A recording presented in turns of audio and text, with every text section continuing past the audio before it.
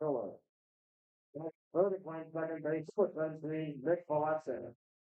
Hitting Winnipeg catching number 25, Parker third. Batting sixth and playing center field. It is a beautiful day for a ball game here at Borleske Stadium in Walla Walla, Washington, as the Pippins hit the road for the final series before the All-Star break, as they look to improve on a very hot start in the second half of the West Coast League season. Good evening, everybody. My name's Harmon Johnsen. I'm your voice of the Yakima Valley Pippins, and Yakima Valley won a thriller last night against the Ridgefield Raptors, 9-8 in 10 innings. Malachi Emery Henderson got a big RBI single with the two ghost runners aboard. And after Nick Velasquez had grounded out to force off the first out, Levi Correa came around to score on the walk-off hit by Emery Henderson. It was a fun night. It was a very, very interesting night. The Pippins were down quite a bit, and they ended up moving back a little bit closer in the seventh inning. They got a big double by Luis Garcia in the eighth inning to help start a 4-run rally. And then Jay O'Neill hit a 2-run bomb to tie the game. And then some words were exchanged at home plate. And the catcher in that contest, Braden Watson, and Jay O'Neill were both ejected from the game after the home run had counted. And so Jay O'Neill not with the team today. He will not be with the team tomorrow. He will be able to rejoin the team for the final game before the All-Star game on Sunday. And so we'll see how this one turns out without the stud outfielder headed to UNLV. The Pippins, though, in a good spot as Emery Henderson will take up right field. And after a decent series against the Raptors, going 2 for 3 on Tuesday, and of course the big walk-off hit last night, looks like Malachi is back to his old self as he was in the second half of the spring season at Wenatchee Valley College. The opponent tonight is the Walla Walla Sweets, who have played 3 more second half games than Yakima Valley has. In fact, the Sweets have not had their non-league block of games yet this summer. They don't get that break until about the time the season ends. So look at it the way you will. You're either going to get your quote unquote meaningless games in the eyes of the West Coast League right before the playoffs. You could use them at get right games. But at the same time, if you're Walla Walla, it's a grind until the last couple weeks of the season when everybody else is fighting for positioning. The Sweets are 5-4 in the second half as they've played 9 games. They lost a series to the Bend Elks down at Borleske Stadium. They just swept the Ridgefield Raptors here at home, and then they headed down to Springfield, and they lost 2 out of 3 in that series. And so the Sweets, who have been not very good away from Borleske Stadium at 6-12, hoping that the home cooking will continue here as they are 14-4 in their home ballpark. Here's the starting lineups for both squads as the Walla Walla Sweets are announced on the field. For the Sweets, it's Peyton Knowles leading off, playing first base and wearing number 17. Trevor T is playing third base. He is wearing number 31. The center fielder bats number 3. It's Sam Kane. He wears number 21. The designated hitter is number 34, Royce Hale. Batting fifth is the catcher, number 9, Ethan Buckley. Batting sixth is the left fielder, number 41, Ronan Schofield. Batting seventh is the second baseman, number 25, Kyler Bittner, a name that Pippins fans might recognize from last year alongside Buckley. Batting eighth is the shortstop, number 1, Austin Owens. And batting ninth is the right fielder, Cole Rogers. He wears number 7. So again for Walla Walla, Knowles, T. Kane, Hale, Buckley, Schofield, Bittner, Owens, and Rogers. Their pitcher today will be Charles Rogers III. Their manager is Leo Rivera. The Sweets come into the game at 20-16. For Yakima Valley, Alexander Mendoza Jr. will lead it off and play shortstop wearing number 22. In left field is number 3, Tyson Miller. Batting third is the second baseman, number 17, Nick Velasquez. Batting cleanup is the catcher, number 25, Parker Burt. Batting fifth, the center fielder, number 15, Luis Garcia. Batting sixth, the right fielder, number 40, Malachi Emery Henderson. Back in the lineup today at the 7th spot is the designated hitter, number 5, Abel Ramos. Batting eighth is the first baseman, number 13, Levi Sotomayor. And batting ninth is the third baseman, number 16, Derek Almeida. So again for the Pippins, Mendoza, Miller, and Velasquez. Burt, Garcia, Emery Henderson, Ramos, Sotomayor, and Almeida. Starting pitcher today will be Jake Cumming. And the Pippins, managed by Coach Crustangel, come into this game at 17-16 on the summer. Both teams start to line up on the warning track for the national anthem. We're going to take a quick break to honor our nation. And when we get back, we will have first pitch between the Walla Walla Sweets and the Yakima Valley Pippins. The Battle of the Basin renewed here for the first time of 2 times here in Walla Walla. This time now and in a couple weeks, again here at Borleske. Taking a break for the national anthem, stick around. First pitch is next between the Sweets and the Pippins.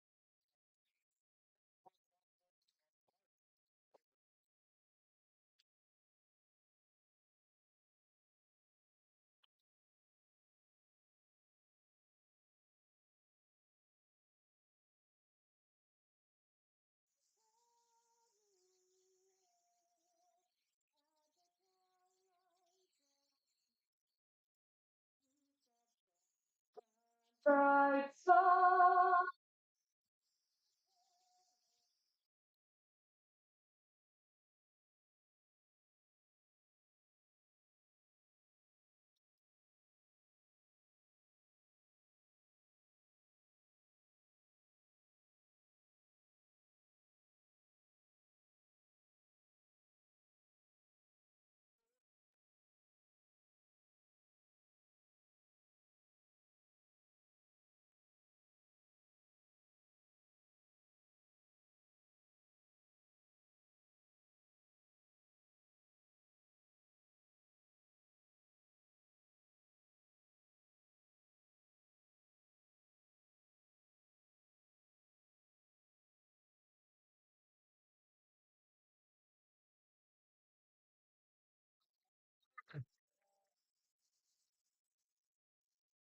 Welcome back to Borleske Stadium. The Sweets and the Pippins, the fourth of what will be 9 games this summer between Yakima Valley and Walla Walla, the Battle of the Basin. The Pippins won games 1 and 2 up in Yakima as that was opening weekend. And then the Sweets took game 3, that was Little League Day.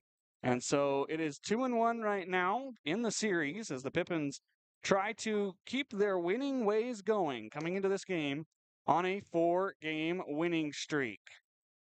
Charles Rogers III, an all-star for the Walla Walla Sweets, will step up to the hill and make his 9th appearance of the season. This will be start number 7. He is 1-3 with a 2.32 ERA, pitching in 31 innings, giving up 20 hits and only 8 earned runs. He has walked only 5 batters, and he has struck out 30. So Charles Rogers III is going to be a tough customer to try to hit against, as the Pippins will send up Mendoza, Miller, and Velasquez to face Rogers here in the top of the first inning. Walla Walla, the defense behind Rogers is going to be Schofield out in left, Kane in center field, and then Cole Rogers out in right field. Trevor T is the third baseman. It'll be Austin Owens, the shortstop, Kyler Bittner at second, and Peyton Knowles at first. Ethan Buckley doing the catching for Charles Rogers III. Walla Walla wearing their home whites with Sweets and script across the chest in navy blue. They've got red numerals on the left chest, and on the back, navy numerals to go along with white pants and a navy cap with the Walla Walla squared logo. It's a W with a squared sign to go for the double W that you see in Walla Walla. Pippin's going to be wearing their road blues as they wore the blues on Sunday for a victory over the Bend Elks, blue caps and gray pants. A.J. Mendoza digging in. The first pitch of the ball game as Rogers stumbles off the hill is high and away for ball 1 at 6:34 p.m. here in Walla Walla, Washington. Decent crowd on hand. I was talking to Walla Walla's GM as there's a strike 1-1. Talking to Cody right when I got to town and said that there's a big whiskey festival down in Pendleton, Oregon. And so there's going to be just a few less people here than what there normally would be. Rogers, the 1-1, misses down and in, 2 balls and 1 strike. A.J. Mendoza, the first man to face Charles Rogers III. A.J.'s played in 3 games for Yakima Valley, been batting leadoff the whole time as the 2-1 pitch is in tight, but it is called a strike to go 2-2. I don't have the TrackMan in front of me, but Rogers appears to have some zip on the fastball.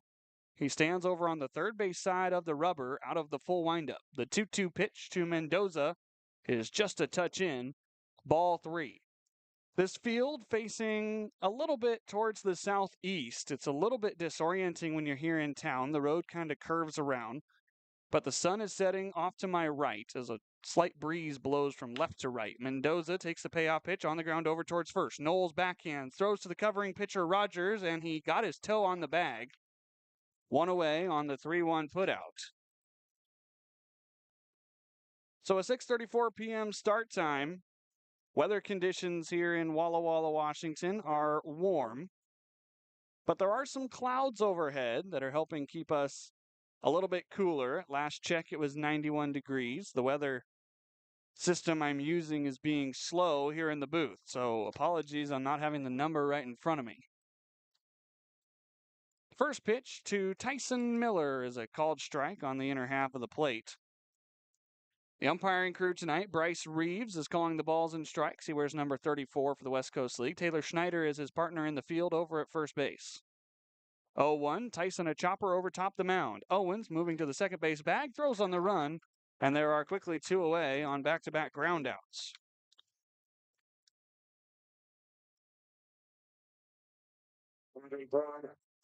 Brings up Nick Velasquez, who's playing second base today. Nick can play first, he can play second. He was actually taking some reps at shortstop earlier, showing off his versatility. Velasquez on the season batting .322. That includes his non-league games. As he takes the first pitch he sees high and tight for ball one.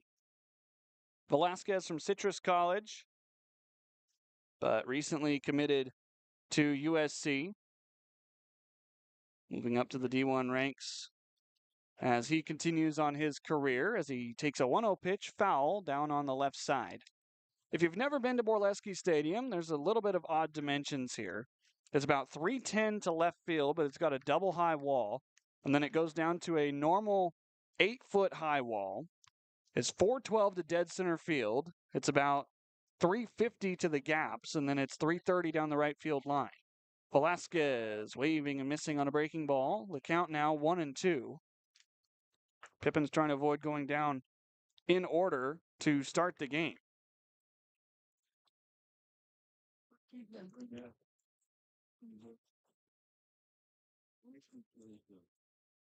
Rogers set at the letters into the windup. The 1-2 pitch is a ground ball out towards Bittner at second. The newcomer on the infield spikes the throw, and it is late. We'll see if this is a hit or an error. Nick would have made it a close play as he was busting it down the line. The inning continues for Parker Burt. Also, if you've never been to Borleske Stadium, it's kind of a different angle. There's a huge row of bleachers down the right field line because this stadium, back when it was built, was used as a multi-purpose venue for football and baseball. And so actually, if you look at the outfield lights in left field, they're more traditional football lights for when they need to convert the stadium. First pitch to Parker Burt is taken right at the letters for strike one. It's a single for Nick Velasquez over to first. As Burt batting .350 on the summer, one of the all-stars for Yakima Valley. He's got a fellow all-star at first. Nick's taking off. Parker swinging through. The throw down is not in time. Velasquez has second base stolen, but Parker is down in the count 0-2. So the grass here at Borleske Stadium is very nice to play on. The infield is very well maintained. It's just a little bit of a bigger feel, especially with the fact you don't have a big grandstand behind you when you're looking into home plate.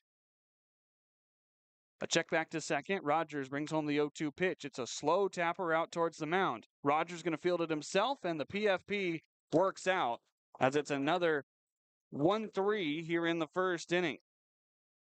No runs on one hit, no errors, and one man left on base. Yakima Valley unable to score in the first. We go to the bottom. Sweets coming up here at Borleske Stadium.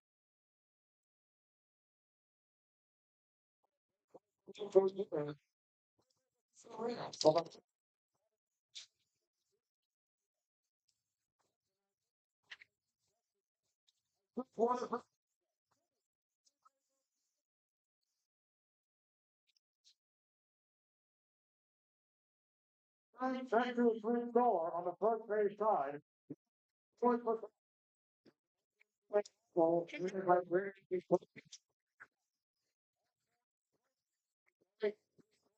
Mango?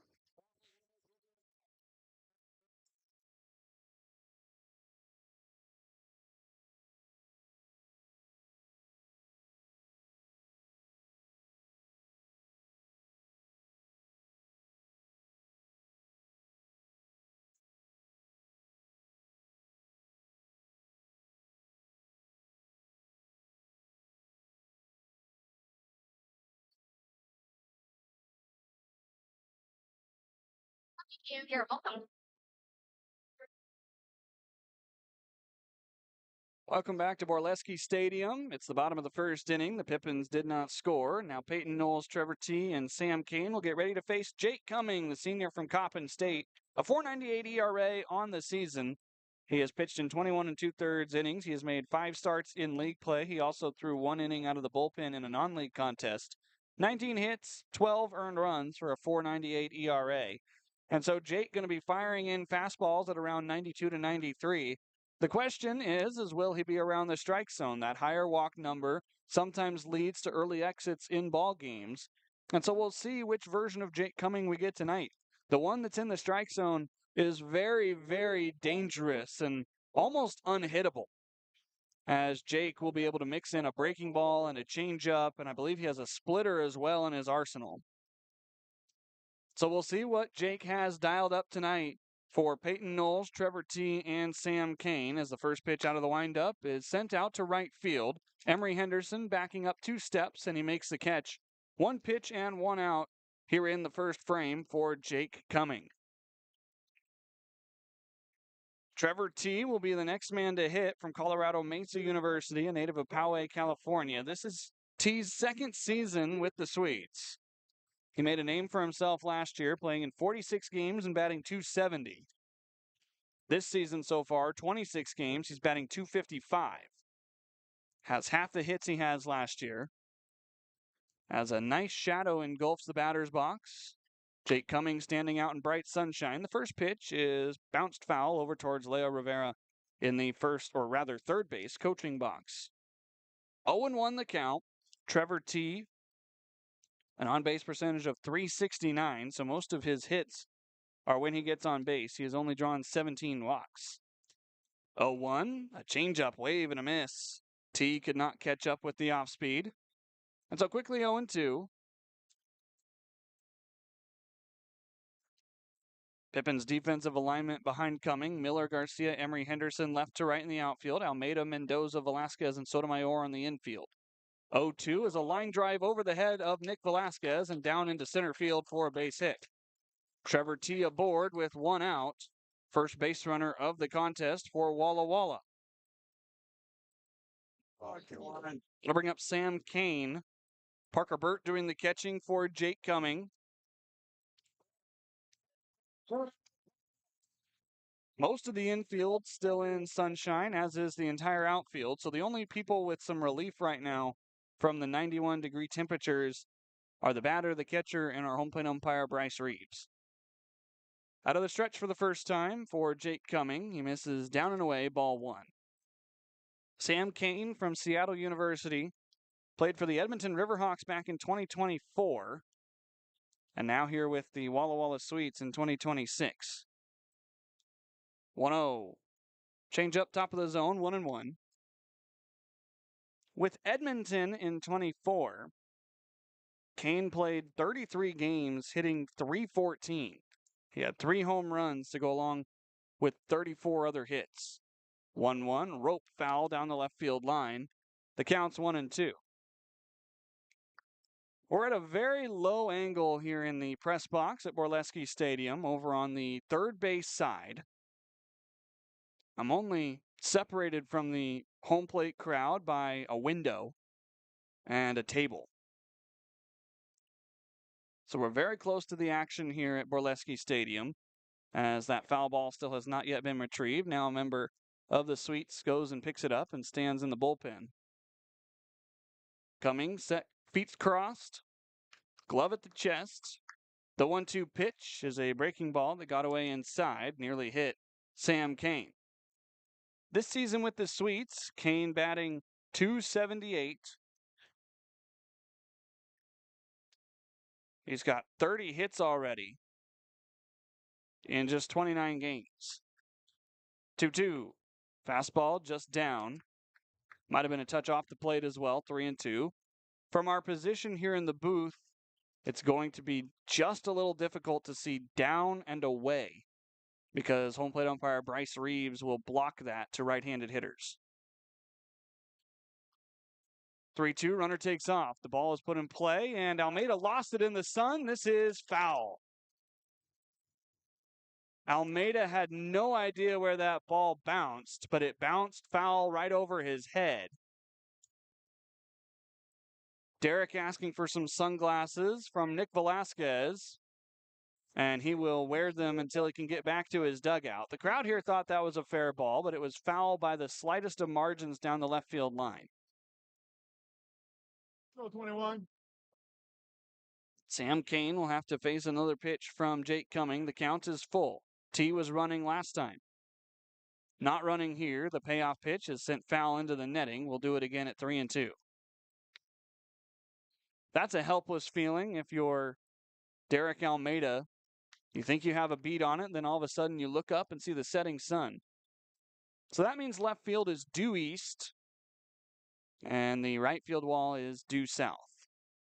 3-2, a rope into left field. This one's definitely fair as it rolls all the way to the wall. Trevor T motors into third. Miller picks it up, but not before T rounds third, and he will score. It's a one-out double by Sam Kane to the left field wall to make it 1-0 Sweets here in the first inning.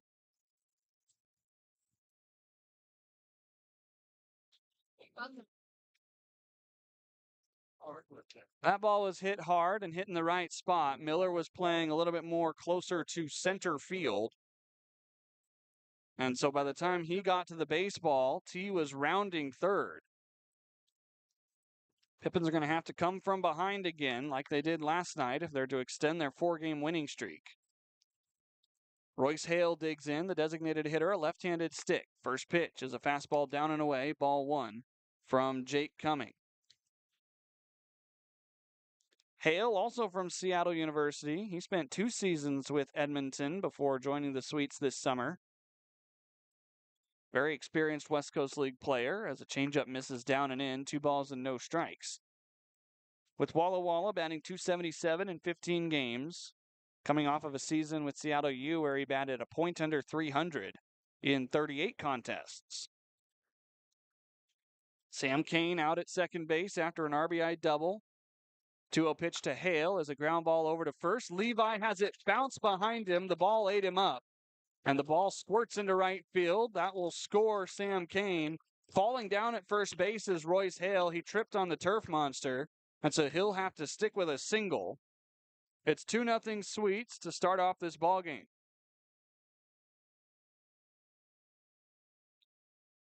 Sotomayor backed up trying to play a deep hop, and it hopped right by him and stayed fair.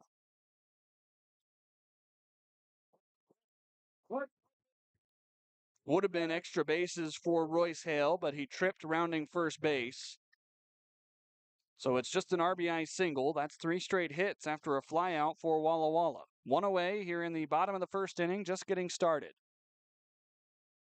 Coming out of the stretch, sends a pitch downstairs that Parker is able to get a glove on. 1 ball and no strikes as now time is called and Parker would like a new baseball. Playing on a natural surface here is now Taylor Schneider going to go out and check out Jake Cumming. They're going to have somebody come out and check on Jake. Is he bleeding maybe over on his pitching hand? Does he have a blister that's popped open? Athletic training staff coming out to talk to Cumming. I think Taylor Schneider is saying, yeah, there's some blood. And so we can't have blood on the baseball.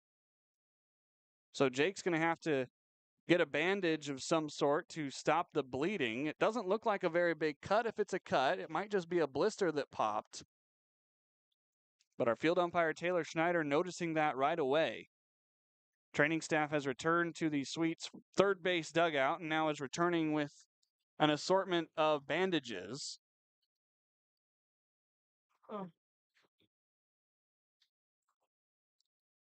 Not the way you want to start if you're Jake Cumming. One, because you've given up 2 runs, but 2, because blisters and all sorts of things on your pitching hand just kind of nag on you throughout a game. You certainly, if you're Yakima Valley, don't want to have to use a pitcher earlier than you want to.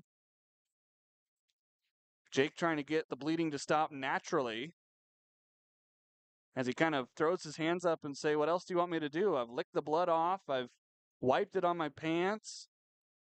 Kind of reminds you of the Trevor Bauer incident when he cut his finger open and he had blood pouring from his pinky finger. That had to have been more than 10 years ago now. He refused to come out of the game, but eventually it got to a point where it was quite literally spurting out of his hand. This is not that case. This is more of just a harmless blister that has opened up, it looks like. Jake kind of showing off his pitch grips to the umpiring crew and the trainer as to what the best course of action could be. Now he's showing Coach Crustangel, and the question is can he throw his pitches effectively? I think Jake's having more of a discourse with the umpires on why won't you just let me pitch and try to work through the pain versus I need to cover this thing up. The Pippins have nobody up in the bullpen. There's only 2 bodies sitting down there, and Parker Burt now going to walk around the mound and have a chat with his middle infield. Coach Crustangel departing. There go a couple of bullpen arms to potentially start warming up. Now the umpires are having a chat with the trainer without Cumming, and it all breaks up, and it looks like Jake's going to stay in the game. Well, whatever just happened, whether it was a busted open blister or a small cut or anything like that, obviously the bleeding has stopped, and Jake's going to try to work through this. He might not be able to use some of his pitches, though, based on how he grips it. I don't know how he grips his arsenal. I don't know what pitches this might affect, but Jake Cumming might be running on only 1 or 2 gears. First pitch to Ethan Buckley is a fly ball out to right field. Malachi settles under it, and he makes the catch. So a good response to the long wait as the former Yakima Valley Pippin from last year is set down on 1 pitch, and there's 2 away. If you can get out of this inning with the 2 runs given up, the way the offense has been working so far this week, you feel pretty good if you're Yakima Valley. Ronan Schofield, the number 6 hitter, will step into the left side. Leo Rivera alternating his lineup quite a bit. First pitch, fastball right on the outer black. No balls and 1 strike. Cumming with 18 pitches so far here in the first inning.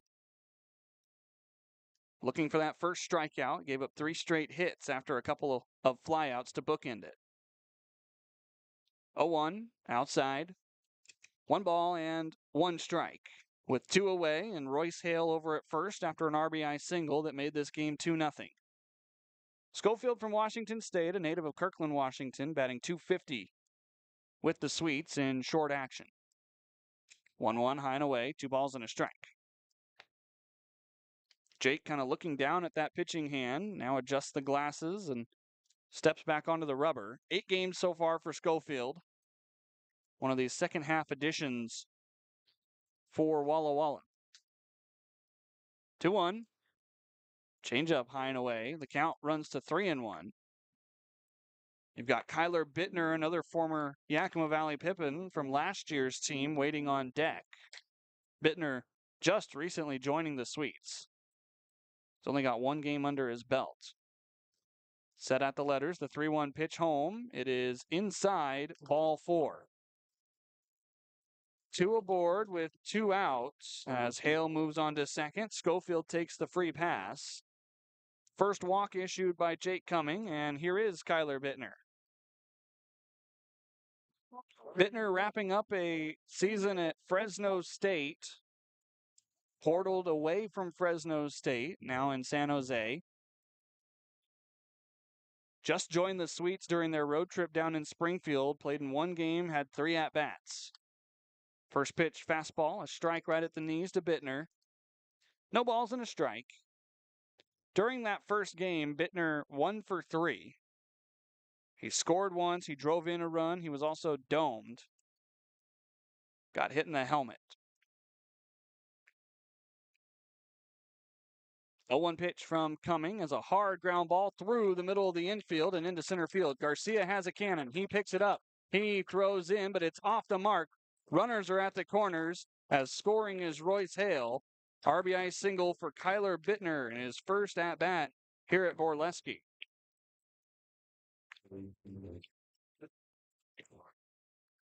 Ronan Schofield with some good two-out base running moves up to third.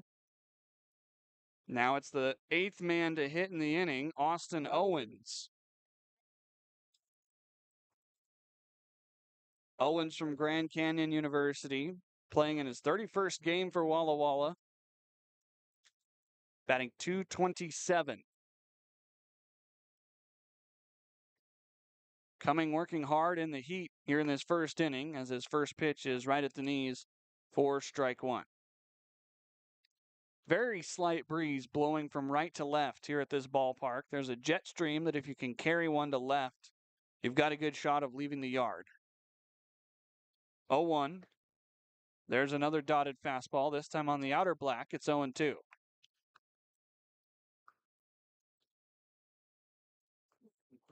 Owens with 20 hits on the season, 6 of them for extra bases, 2 of them for home runs.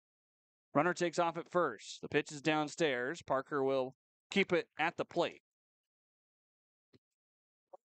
Bittner steals a bag. It's second and third with 2 outs. The count is 1-2. Cole Rogers, the 9th man in the order, waiting on deck. Walla Walla leads it 3-0 here in the bottom of the first. 1-2 pitch from Cumming, a breaking ball down and away. Count runs to 2-2.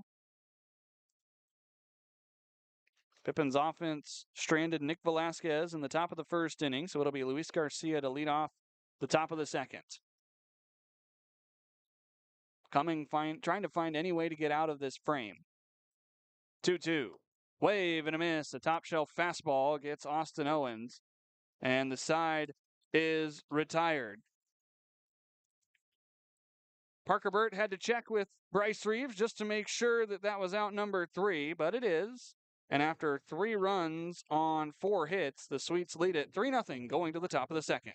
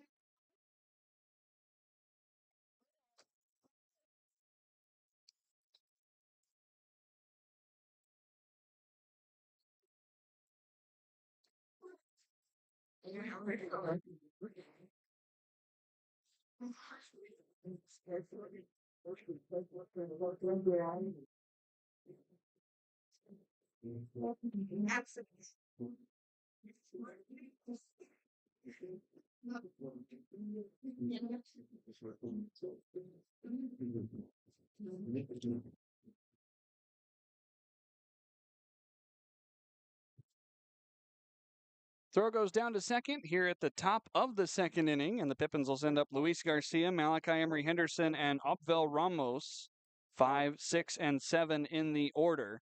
3-0 Walla Walla Sweets just underway here in Walla Walla, Washington. It is 7 o'clock here in W Squared. Glad you're with us. I'm Harmon Johnsen, your voice of the Pippins. You're listening on either YouTube or Mixler.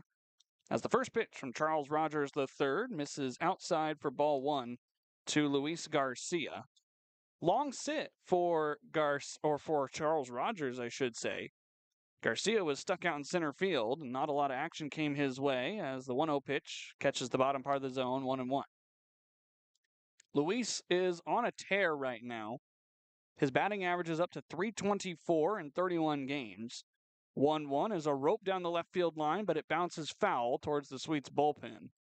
So the count is 1-2. But last night for Luis, he was 3 for 3 with 3 RBI, a double, and 2 singles. He reached on 2 walks and a fielder's choice as well in the 10th inning. And the night before, he was 4 for 5. So Garcia has been perfect the last 2 games at the plate, but that will not continue as a 1-2 high fastball is cut on and missed by Garcia. Out number 1, first punch out for Charles Rogers. That's number 31 on the summer. Here's Malachi Emery Henderson, the right fielder. Malachi's also been returning back to his spring form, at least the second half of this spring. His batting average is up to 200 as he pops the first pitch he sees a mile high into the air. This one is drifting back towards the press box and out of play. 0-1. Not very easy to tell where pop flies go once they get behind the big wooden frame of my garage door window. 0-1, Malachi, a hard line drive down the left field line, twisting foul. Malachi just missed a double by about 2 feet down that right field line. That's all the extra room that the right fielder Rogers had. Otherwise, it would have bounced against the foul pole.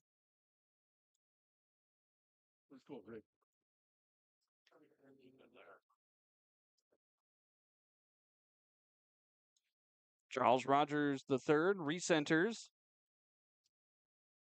The count is 0-2 to Malachi, who had the walk-off single in last night's game.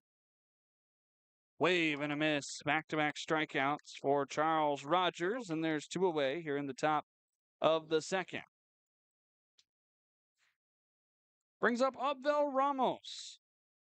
Ramos has not worked in quite a few games. You got to go back to the 4th of July to find his last contest. He went 0 for 3 in that game. That was after a 1 for 6 performance against the Portland Gherkins on the 2nd of July, as Ramos sends the first pitch he sees foul out of play off on the right side, 0-1. Also, directly behind us here at the press box, there's a little bit of a wooded area, but then probably a few hundred feet away is Highway 12. 0-1, breaking ball outside, 1 ball and 1 strike. The main way to get from the Tri-Cities area of Washington over to Walla Walla. But if I had the door open, you'd probably be able to hear some of the traffic going by. 1-1, outside fastball, 2 balls and a strike. Where we are at here at Borleske Stadium, if I go with a quick maps measurement as a 2-1 pitch is fouled at the plate to make it 2-2. From the shoulder of the road to where I'm sitting here in the press box, it is roughly 75 feet. 2-2 pitch, Ramos, a sharp ground ball over to third. Tee up with it. The long throw across the diamond is made in time, and the Pippins are set down in order here in the second inning. We go to the bottom of the second. Sweets lead it 3-0 after the Pippins go no runs on no hits, no errors, and none left on.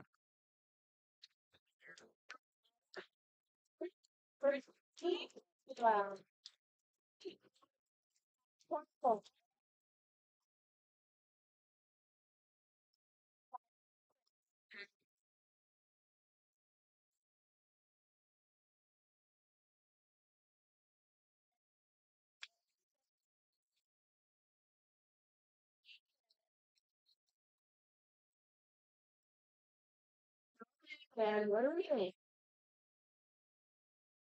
The chili and the cookie spirit. Wait, two. What's this?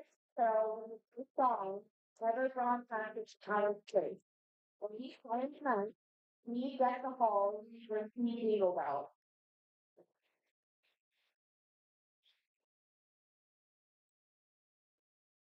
Okay, I think it's me, is that right?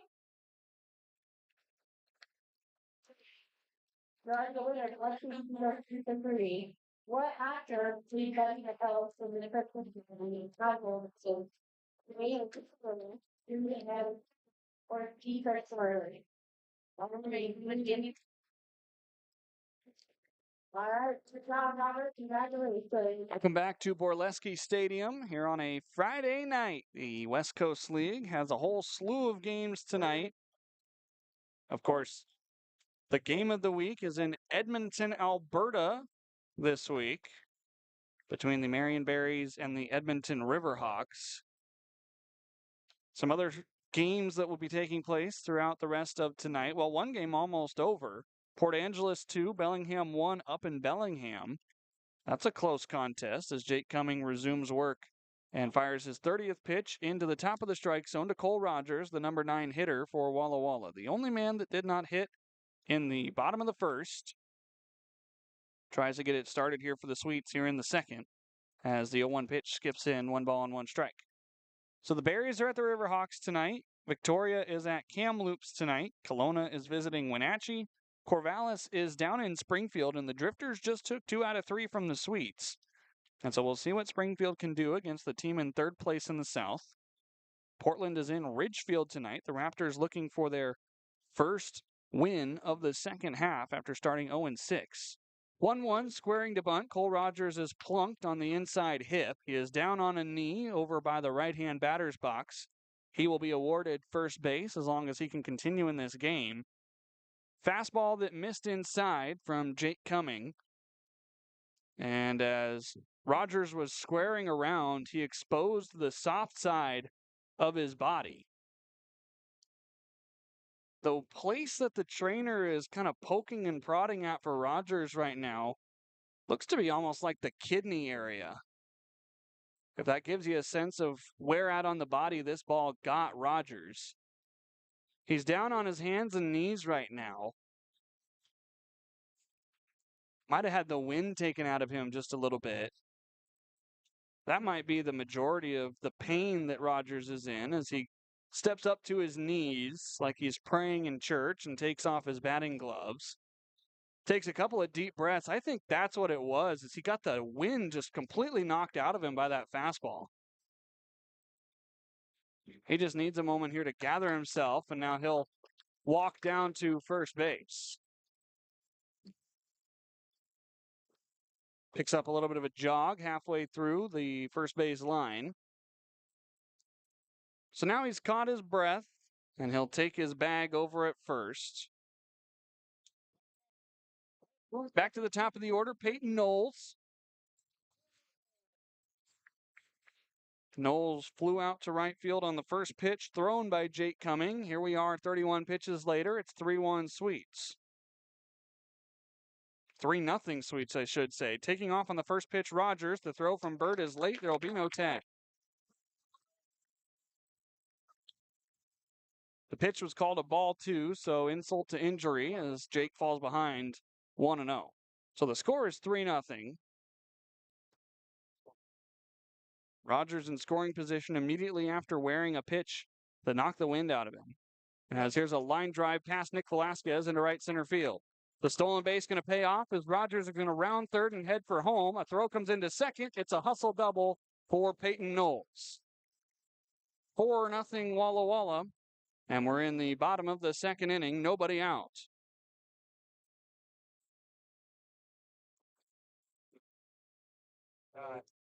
That's already the 5th hit of the ball game for the Sweets.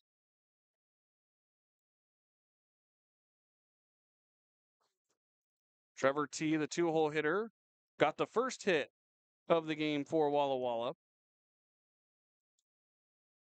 Now an infield shift put on for Yakima Valley. First pitch breaking ball. It is down and in, ball 1. T., the third baseman today, has made a couple of plays over at the hot corner so far. Jake coming set at the letters, taking a look back to second. 1-0, bunt drop down. Parker going to give it to Jake. Cumming going to throw, but it is late. Runners are at the corners after a bunt single by Trevor T. Back-to-back hits for Walla Walla.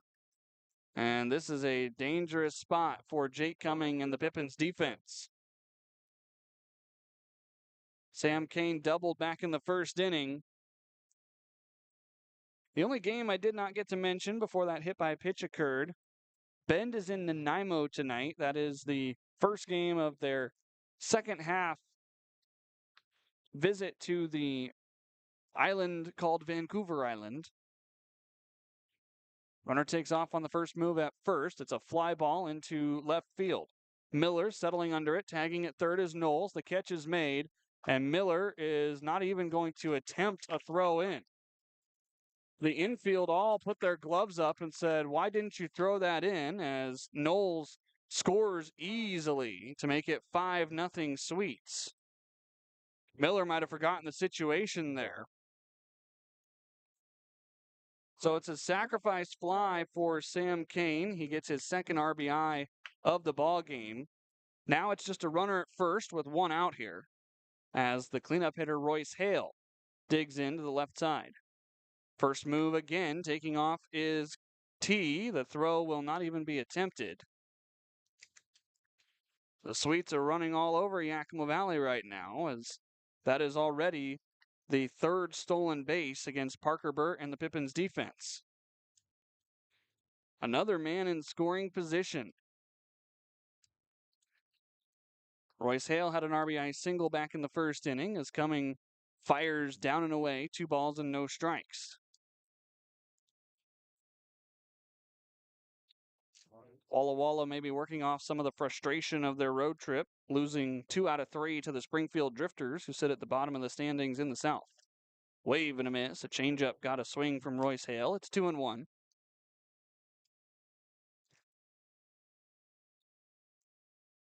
Decent crowd has settled in here at Borleske Stadium on a Friday night. 5-0 Sweets. They've been treated to an early lead by their hometown team as Cumming misses outside with a changeup, 3 balls and 1 strike. Ethan Buckley waits on deck. Yakima Valley hasn't even been through its order 1 complete turn. They'll have 8, 9, and 1 due up in the third inning. Trying to put the bandage on here and just leave it at a 5-run game. There's only 1 out. As there's a sharp line drive out towards Miller and left. He's looking up. This is off the base of the wall. Charging in from second. Here's T rounding third. The throw on the relay by Mendoza is late. Standing at second is Royce Hale. That might actually go down as a double, as he was standing at second when the cutoff came in. 6-0 Sweets. And this is just snowballed. Pippins appealed to third. There was no signal by either umpire. And so T did, in fact, touch third base. They do score it a double for Royce Hale. That's how deep into the hole he hit it out there and left. So the train keeps moving.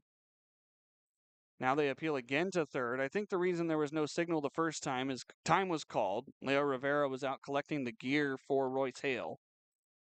Bryce Reeves signaled safe, and so, again, T did in fact touch third base. 6-0 Walla Walla. Ethan Buckley flew out on the first pitch he saw in the first inning. He takes a first pitch up at the eyes.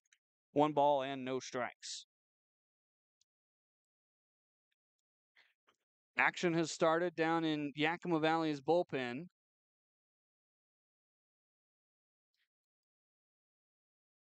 The 1-0 from Jake is another one up at the eyes, cut on and missed by Buckley. Buck was a Pippin for the entire summer last year.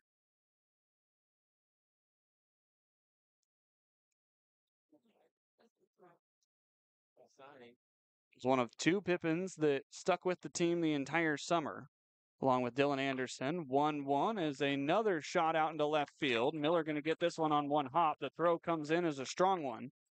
Single for Ethan Buckley. Runners are at first and third as Royce Hale moves up 90 feet. There's only 1 out here in the second inning. Double play is in order.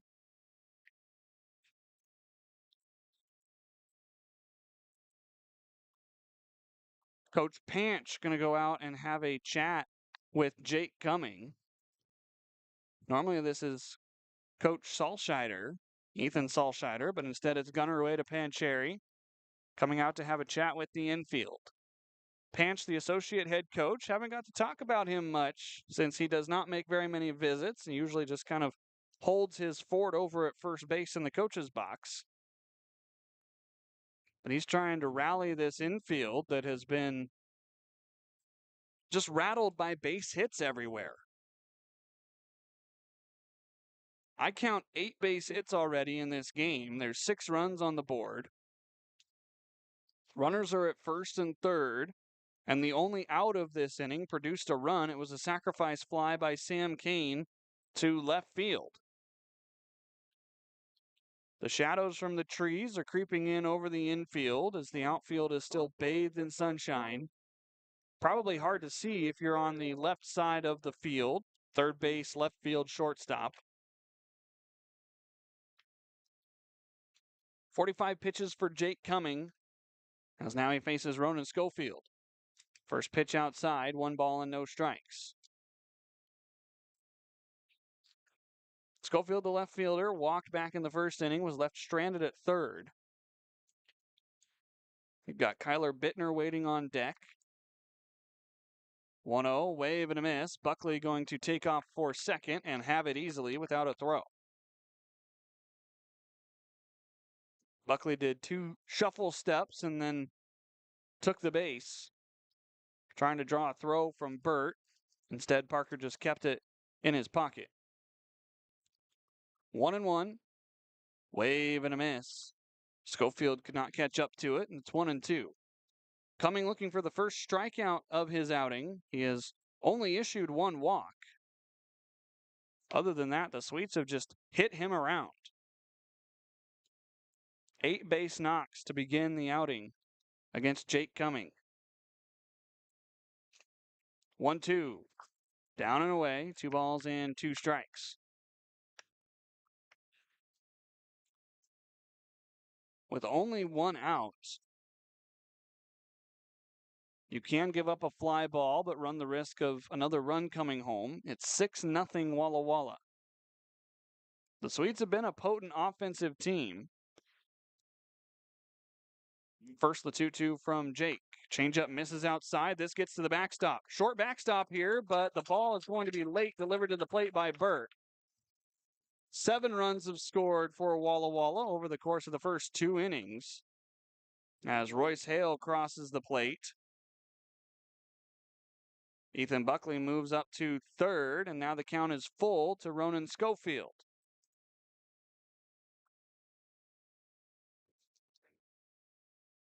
Likely a wild pitch charge to Jake Cumming as the ball was in the dirt.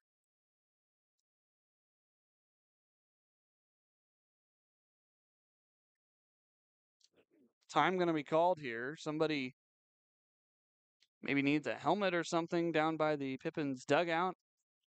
That's what Taylor Schneider was pointing towards his head. Nobody's out of the dugout for Yakima Valley except for the 2 coaches, Panch and Krusty. Salsa's down in the dugout. 3-2, wave and a miss. Ronan Schofield, the first strikeout victim of Jake Cumming, and there's 2 away here in the second, as now the 8th man to hit is Kyler Bittner. Bittner had an RBI single back in the first inning. That was his first swing here at Borleske. Again, joined the team down in Springfield. So Bittner feeling good here at his new home field after playing for Yakima Valley last year. Swings and misses at a first pitch changeup to run the count 0-1. Coming now over the 50 pitch mark. There are some bodies stirring for Yakima Valley. Jake trying to settle in after his first strikeout. The 0-1, a wave and a miss on a top shelf fastball. And it's 0-2. Back-to-back strikeouts would be a big positive burst for Yakima Valley. They've given up 8 hits to start to go along with 7 runs. 7-0 Walla Walla. 5 outs into the game. The 0-2 pitch from Jake is a pop-up over on the right side. Sotomayor charging towards the track. He will run out of room, but he will, in fact, make the catch. That's a blind spot for me up here in the booth, but the signal by Bryce Reeves is a catch. So Bittner is out in a foul territory pop-up to Levi Sotomayor. The Sweets lead it 7-0 after they plate 4 here in the second. We go to the third here at Borleske Stadium.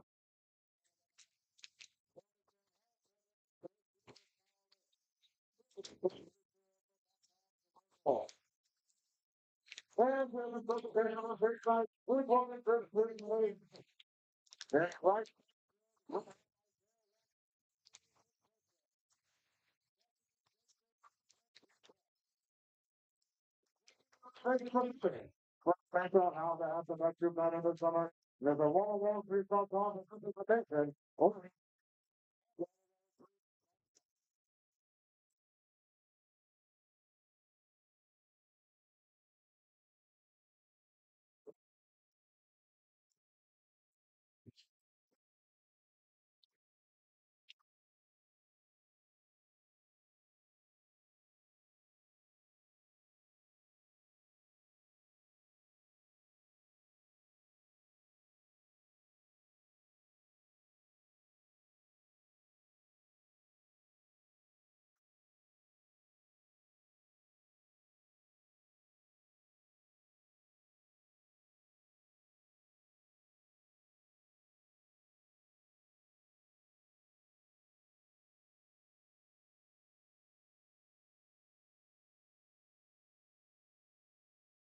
Welcome back to Borleske Stadium, Yakima Valley Pippins baseball, as the Pips trail 7-0 after 2 innings of play.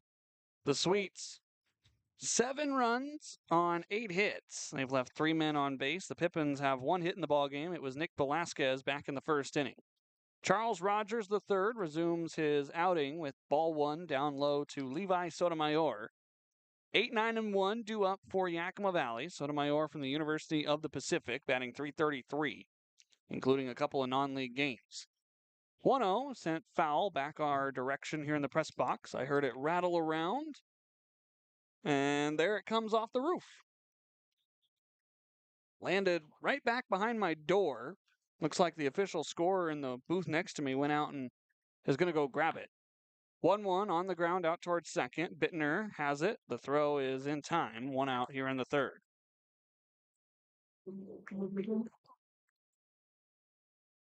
I'll bring up Derek Almeida, the third baseman. Yeah, they got the baseball. A little bit dirty for a game ball, but guess now it's a souvenir for the folks here in the press box. I am in my own booth, and I am forever grateful for Walla Walla for letting me have my own space. As a wave and a miss on an upstairs fastball by Derek Almeida. From Citrus College, going to Fresno State, batting .309 in 22 games. Borleske is certainly an interesting field to play at and an interesting field to call a game at. 0-1, right at the letters. It's 0-2 with another fastball by Rogers. We're very low to the ground here in the booth. Not like at home where we get a bird's eye view of everything. 0-2. Breaking ball, served out of play foul, back towards Highway 12. Count remains 0-2. And so sometimes the high pop-ups are hard to see. Sometimes the corners are hard to see. There's a giant pitch clock on top of the dugout for the Sweets over on the third base side because Whitman College plays here. 0-2, staying alive is Derek Almeida. And so the bullpen for the Sweets is a little bit obstructed up the left field line. And then there's one spot over by the Pippins dugout right before the bullpen begins for Yakima Valley up the right field line that is a little bit hard to see. 0-2, a chopper on the ground over towards third. Backing up T, he makes the play. Almeida is unable to beat it out. As a nice scoop by Knowles records out number 2.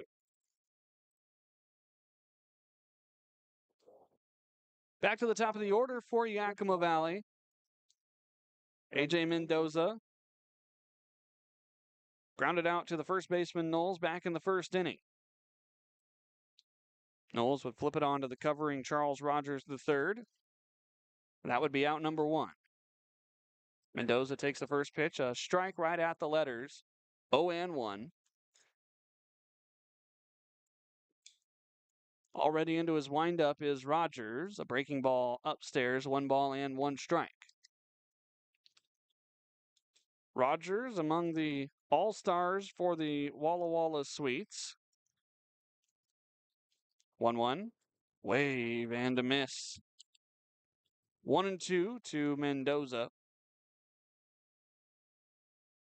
He joins fellow pitcher Perry Stowe as the two Sweets representatives from the Hill. There were also 3 position players that made the All-Star festivities on Wednesday. 1-2 strikes here to the left-handed hitting A.J. Mendoza. The pitch on the way from Rogers is cut on and missed. 3 strikeouts for Charles Rogers III. The Pippins are down in order in the third inning. No runs, hits, or errors, none left on. To the bottom third we go. 7-0 Sweets here in Walla Walla.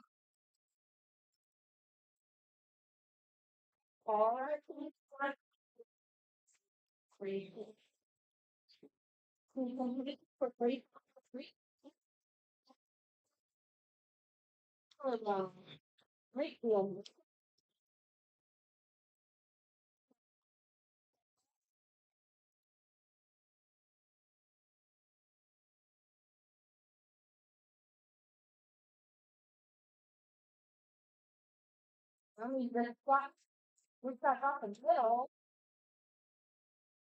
and the top.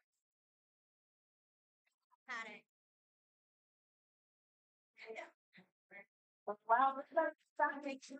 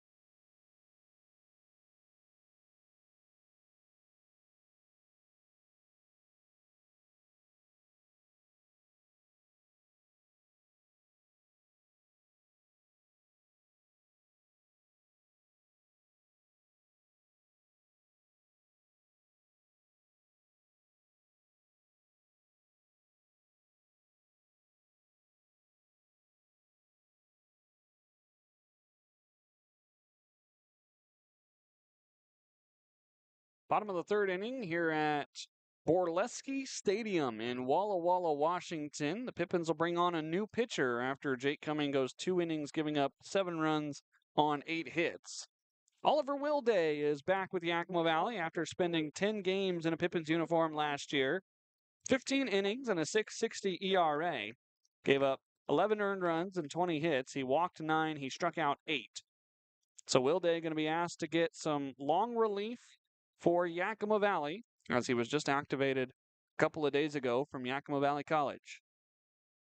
First pitch is to Austin Owens, and it is upstairs for ball 1. Owens was the only man that did not hit in the second inning, so the Sweets send 8 to the plate in back-to-back frames.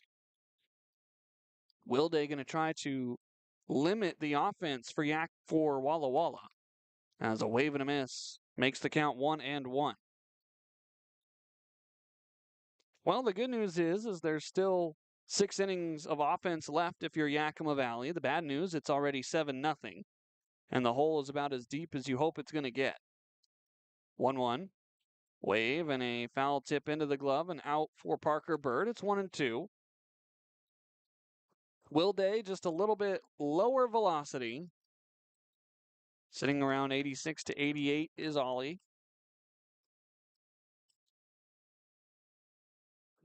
making his 2026 debut for Yakima Valley. Deep breath from Oliver going out of the stretch. The 1-2 misses upstairs. It's 2 balls and 2 strikes. He starts in a similar motion like Jake Cumming did. He puts his left foot way out in front of his right foot over on the first base side of the rubber and then really heaves his body down the hill. 2-2, breaking ball hung, and it is foul into left field.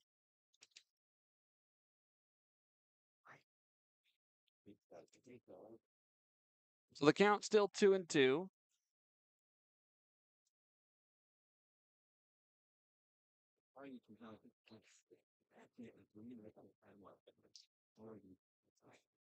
Austin Owens struck out against Jake Cumming. That was his second strikeout, or his first rather. He would end up with 2. 2-2 pitch, a check swing. Did he go? No, says Taylor Schneider. Pitch was high. It's 3-2.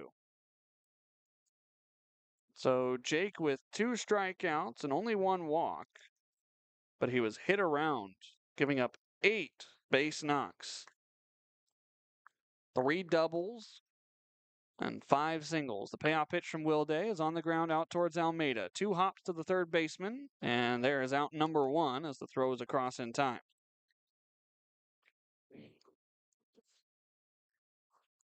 We're going to have a pinch hitter for Cole Rogers out in right field. He wears number 36, and I was not given a roster right when I walked in the door, but it looks like, well, I can't find the name.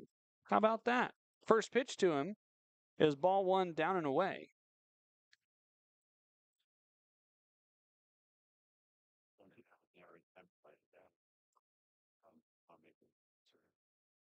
This is Bo Stinson from Tigard, Oregon, pinch hitting for Cole Rogers, who was hit by a pitch and stayed in the game and scored. 1-0 is in there for strike 1. It's 1-1. And so they're going to give Rogers the rest of the night off. It looked like the wind was knocked out of him. 1-1.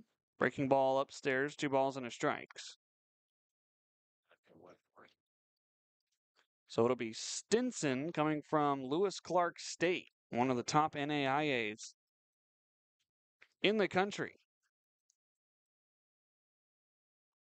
Foul tip on a 2-1 pitch, and it's now 2-2.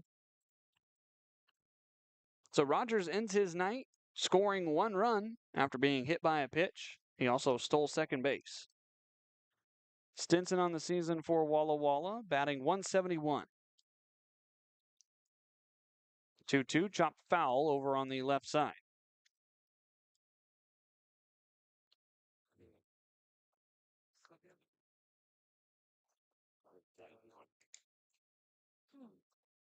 Not much else known about Stinson other than with Lewis Clark State, he batted .179 in 49 games. 2-2 is sent high out to left field. Miller still in the sunshine, going back at the wall. This sneaks out. Home run to the short part of the extension out in left field. And it's 8-0. A pinch hit bomb for Bo Stinson.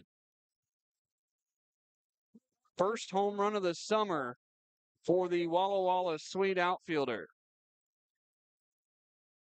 Pull that ball any bit farther to the left or the right, and that stays in the yard. But he got it right at the spot where the wall juts out. If you're Oliver Wilday, there's not much you can do. Miller ran out of room out there in left field, and it's 8-0 Walla Walla. Back to the top of the order. Peyton Knowles is 1 for 2 today. It's a pretty good indicator of how the night's gone so far. 1-0, down and in, 2 balls and no strikes. In those 49 games for Bo Stinson at Lewis Clark State, he did hit 2 home runs.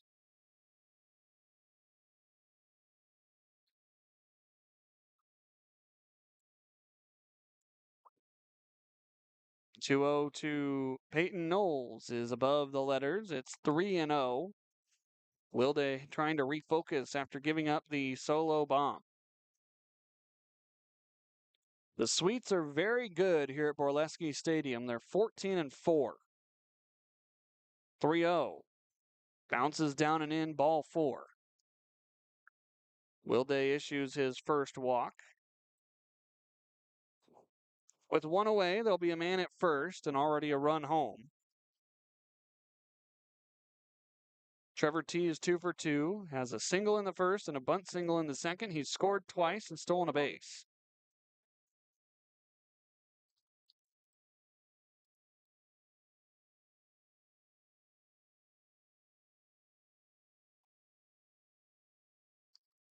Wilde coming set after looking at first base, sets at the belt. First pitch to T is a line drive into left center field, down for a hit. Garcia up with it. He is going to throw to the cutoff man Mendoza. Moving up to third will be Peyton Knowles. It's runners at the corners. And Yakima Valley is just getting hit around right now. Already 3 knocks for Trevor T.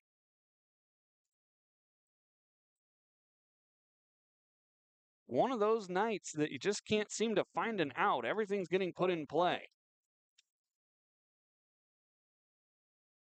So already 10 hits for Walla Walla. The Pippins with 1. Nick Velasquez singled back in the first inning.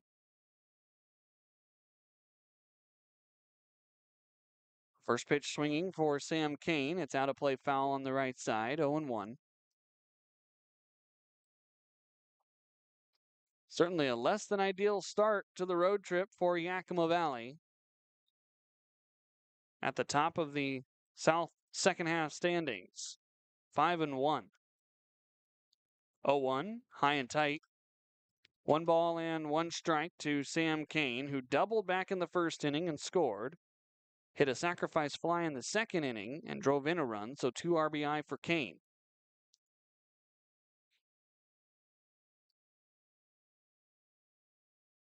One, down and away, 2 balls and 1 strike. What little breeze there was blowing earlier is slowly subsiding as a giant flag out in center field has gone a little bit limp.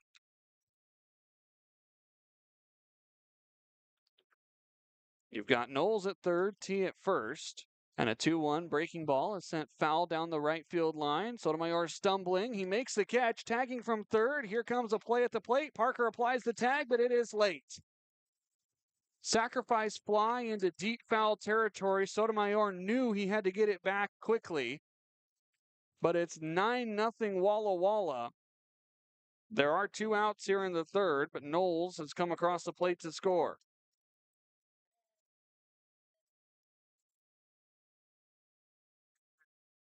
So 3rd RBI on the night for Sam Kane. Staying put at first base was Trevor T. He did not advance on the throw home. Now he takes off from first. Check swing. It's ball 1. The tag applied at second is not in time. And they're going to appeal down to Taylor Schneider. The check swing was a swing, and so it is strike 1.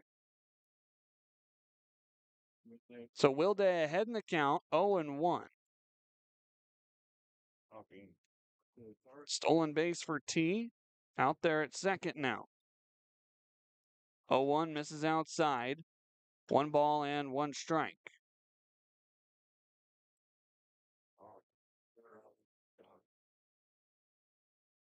Make it now 4 stolen bases. Scratch that, 5 stolen bases for Walla Walla tonight. 9 runs on the board. Here's a ground ball over towards Levi. Backing up, falls down, has to throw to Wilde, and the ball gets away. Here comes T from third. He will score. Burt going to pick it up as moving up to second on the play is Royce Hale.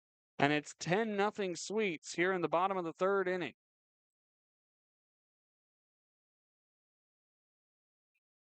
We'll have to see how this one is scored. Backing up play for Sotomayor. He fell down and then had to, instead of underhand flip, throw it overhand. The throw getting away certainly is going to be an error. And that's going to allow T to come home to score. Here's Ethan Buckley. 10-0 Walla Walla here in the bottom of the third inning. First pitch caught the outer black with a breaking ball. It is 0-1. Bryce Reeves calling the balls and strikes. Taylor Schneider in the field. Wilday looking at second.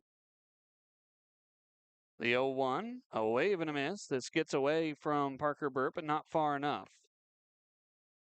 So the count 0-2. Wilday a strike away from picking up his first punch out.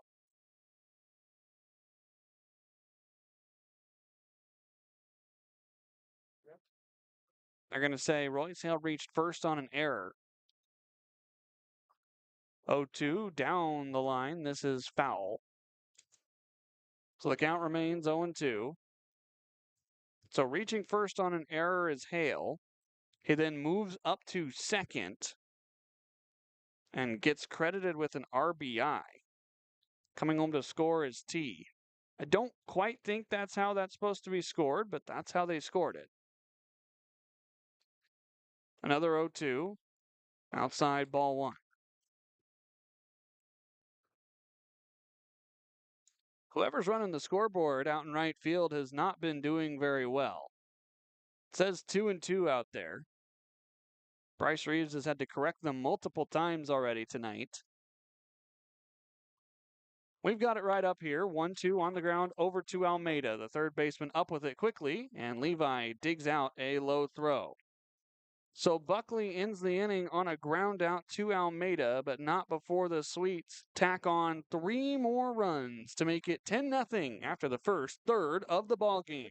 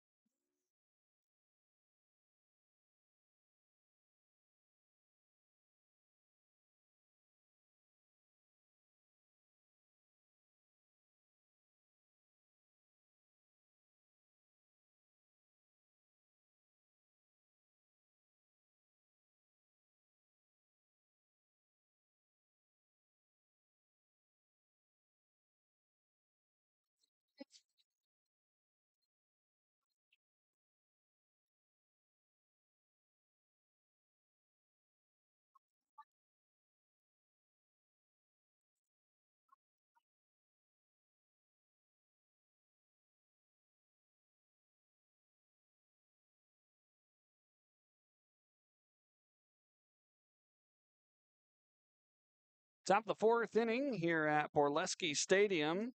The Sweets lead it 10-0 here in Game 4 of the Battle of the Basin series. Yakima Valley took 2 of 3 up in Yakima during the opening weekend. As we get some scores from around the West Coast League tonight, it's been quite an interesting night in the league. Port Angeles, down at the bottom of the league standings, beats the Bellingham Bells 2-1 as Tyson Miller goes swinging for the fences and doesn't come up with it. 0-1. Charles Rogers III has been getting quite a bit of rest from his offense. This game started at 6:34. It's 7:44, and I think Rogers has been out on the field for a total of about 5 minutes as the 0-1 misses down and in, 1-1. Tyson grounded out to short back in the first inning. So Miller with a high on-base percentage, going to look to spark a little bit of a rally as the Pippins are down 10. Wave and a miss at a changeup, and the count moves to 1-2. The Berries and the Riverhawks are in a rain delay. It's the bottom of the second inning, no score. Nice little Alberta clipper that came through and dumped some water onto Remax Field. 1-2, shot out of play on the left side, foul. It's still 1-2. Bottom of the fourth in Kamloops, the North Paws lead the Victoria Harbor Cats 4-0. Wenatchee and Kelowna, bottom of the third inning up at Paul Thomas Senior Stadium. It's no score. Top of the fourth in Springfield, the Drifters lead the Knights 2-1. That'd be a big series as a 1-2 pitch is floated softly out towards left field and down for Yakima Valley's second hit. Tyson Miller aboard and some speed on the base pads can help get a rally started here in the fourth inning. Nick Velasquez has the other Pippins hit so far tonight. That came back in the first inning. Top of the third inning in Ridgefield, the Portland Pickles lead it 5-2 over the Raptors. Man, that is a tough start to the second half for Ridgefield. They're 0-6 in their first 6 second-half games. First pitch to Nick is inside, ball 1. Charles Rogers III back to the stretch for only the second time tonight. Up in Nanaimo, it's the top of the fifth inning. The Night Owls lead the Bend Elks 3-0. Everybody playing league action tonight. 1-0, Nick takes a fastball right below the knees. 2 balls and no strikes. If you're a Pippins fan, you would like to see Portland and Ridgefield kind of beat up on each other during this series and see them kind of jockey it out. 2-0, there's a fastball in the inner black, 2-1. Portland currently sitting behind Yakima Valley in the standings. Pippins are at 17-16. Portland at 14-16. And so a whole 3 games still need to be made up for the Pickles. They're going to get 2 of them back on Monday, right before the All-Star game. 2-1, changeup, wave and a miss. Velasquez in an even count now, 2-2. The Bend Elks are going to head to Portland to make up a rained-out doubleheader. And so you'd like to see Ridgefield come back and win that series because the Raptors already have the first half locked up. They're in the playoffs, and the Pippins have the tiebreaker over Ridgefield. 2-2, Velasquez fouls this off of his body. The count still 2 balls and 2 strikes. You'd also appreciate some help from Springfield, who the Pippins currently have the tiebreaker with, 2-1. If the Drifters can beat Corvallis, then that knocks the Knights back. And even if Yakima Valley can't come back in this game and win it, you're still in 4th place. The Pippins and the Drifters will play at the end of this month up at Yakima County Stadium to finish off the season series, as here's a 2-2 fly ball into left field, drifting into foul territory, but the ball will stay fair as Schofield puts it away for out number 1. Here comes Parker Bird, who grounded out to the pitcher's mound back in the first inning. Of course, you've got a chance to make up some ground in the standings with this Walla Walla series, this one and the next one. The Pippins will return to Walla Walla during the midweek after the All-Star break. They'll host the Portland Pickles over the weekend following the All-Star game, have an off day on Monday, and then they will be back down here at Borleske for the final 3 games of the series. Parker sends the first pitch he sees back into the trees behind us. No balls and 1 strike. The Sweets have played 3 more games than the Pippins have in the league. They have not had their non-league break. So a lot of things still to shake out, but the end of the season drawing ever closer. The 0-1 is cut on and missed, 0-2. The way you kind of have to think about the season here in the West Coast League is the second half gets underway, and then you hit the All-Star break, and then all of a sudden it's a sprint to the finish.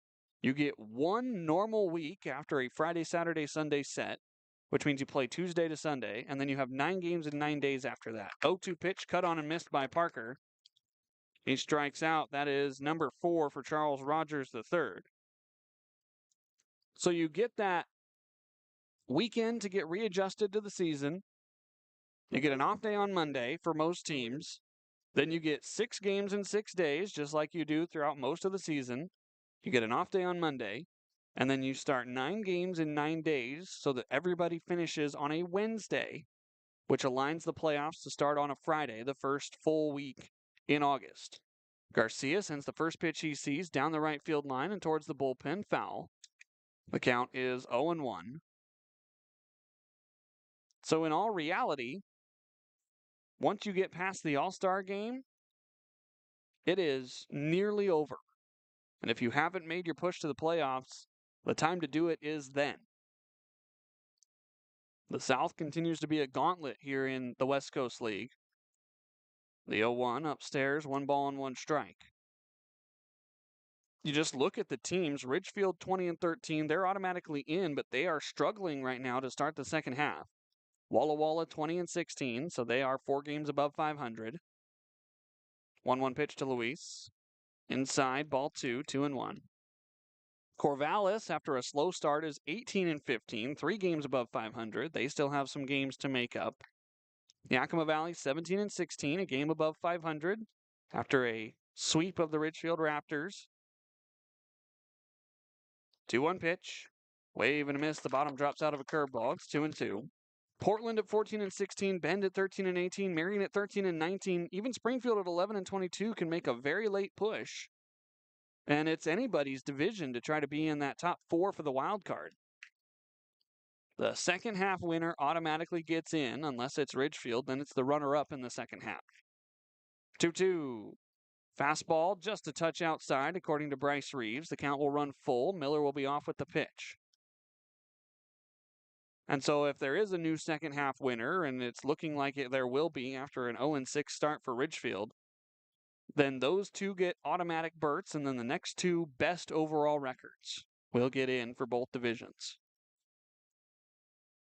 There goes Tyson. The payoff to Luis. A called strike 3 right at the letter. 5 strikeouts for Charles Rogers III as the Pippins are down after a leadoff single. No runs, 1 hit, no errors, 1 man left. We go to the bottom of the 4th. Sweets lead it 10-0 here in Walla Walla.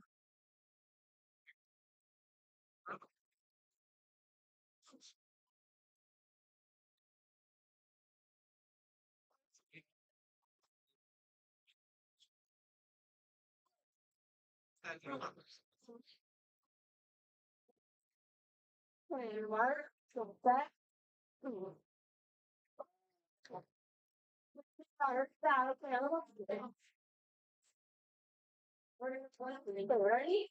Set, go.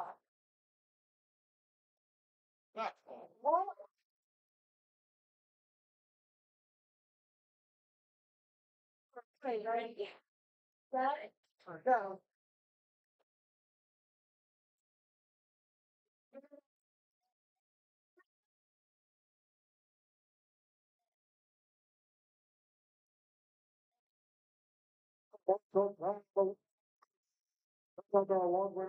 Program. Right.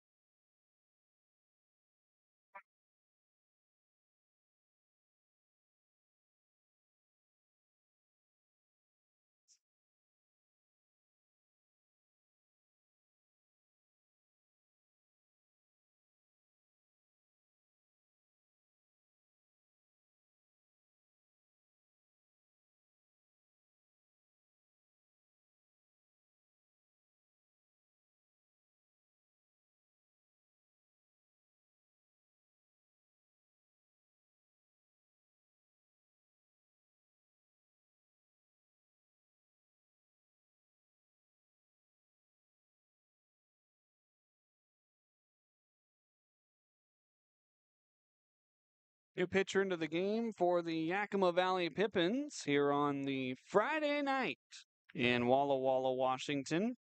Han Tanaka comes into the game after Oliver Wilde goes an inning. Tanaka from Mito, Japan. Southpaw that'll be a little bit lower in velocity. Fastball only tops out at about 82. 9 2/3 innings in 8 games. He's given up 11 earned runs over the course of those 9 2/3. As a breaking ball is a first pitch downstairs for ball 1. Wilde really had to labor in that 3rd inning, and so he gives way to Tanaka, and it looks like it will be a bullpen by committee tonight. 1-0. Slow breaking ball, high and tight, 2 balls and no strikes. Anybody who is interested in keeping up with what's happening back at Yakima County Stadium. 2-0 dots the outer black. This is 2-1. It is 3-1. The Yakima Bears playing on a throwback night against the Gresham Grey Wolves, a community team that includes some current Pipps, some former Pipps, and some former Bears. 2-1 misses inside. It's 3 balls and 1 strike. They lead it. It is 3-1. So good job by the boys back home to hold down the fort. Team on the road not having that same success. 3-1 to Schofield. That is outside, ball 4. Free pass issued by Tanaka. That'll bring up Kyler Bittner, who is hitting for the 3rd time here in the 4th inning.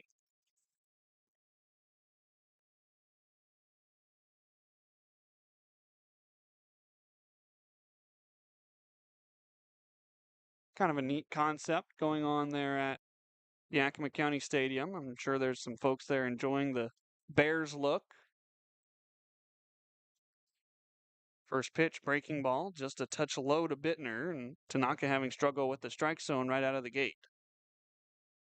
Also, big props to my broadcast crew of Shea Matson and Marcos Gutierrez for taking over tonight and tomorrow as the 1-0 misses down and in, 2 balls and no strikes. Marcos doing some play-by-play, Shea with a headset too, and they're doing a great job. Haven't been able to listen to much of it, but a little bit I've heard has been great. 2-0, fastball right at the top of the zone, 2-1. They'll be on the call again tomorrow for the 3rd and final Pippins All-Stars game.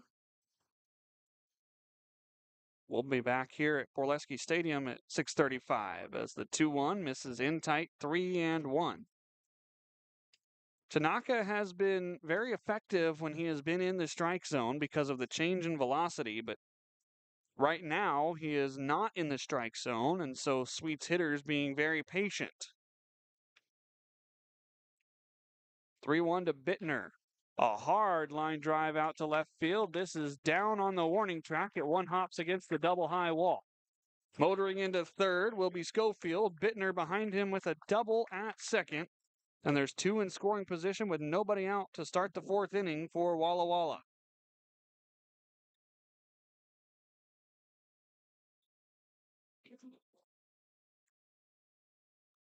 More action up in the Yakima Valley pen as Austin Owens digs in. He's 0 for 2 today. He's been the only man, it seems, that the Pippins have been able to get out.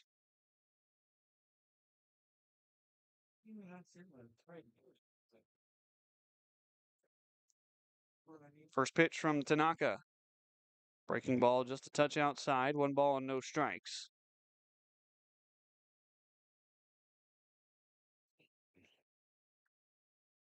Owens a strikeout in the 1st, a ground out in the 3rd inning. 10-0 Sweets here in the bottom of the 4th. There's a breaking ball right over the heart of the plate, 1-1.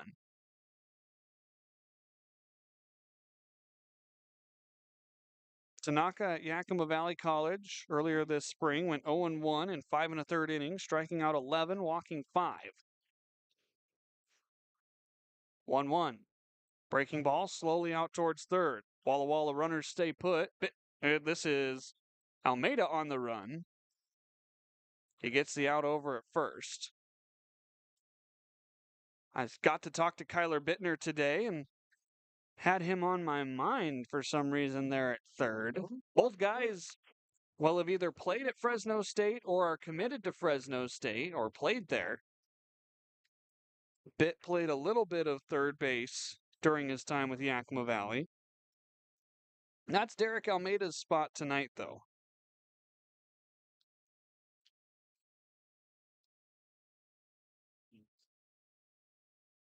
First pitch to Bo Stinson is a strike from Tanaka. Stinson came off the bench and hit a home run back in the 3rd inning, a solo shot with 1 out. replacing Cole Rogers, who has left this game with an apparent injury after being hit by a pitch. 0-1, just missed, high and away, 1-1.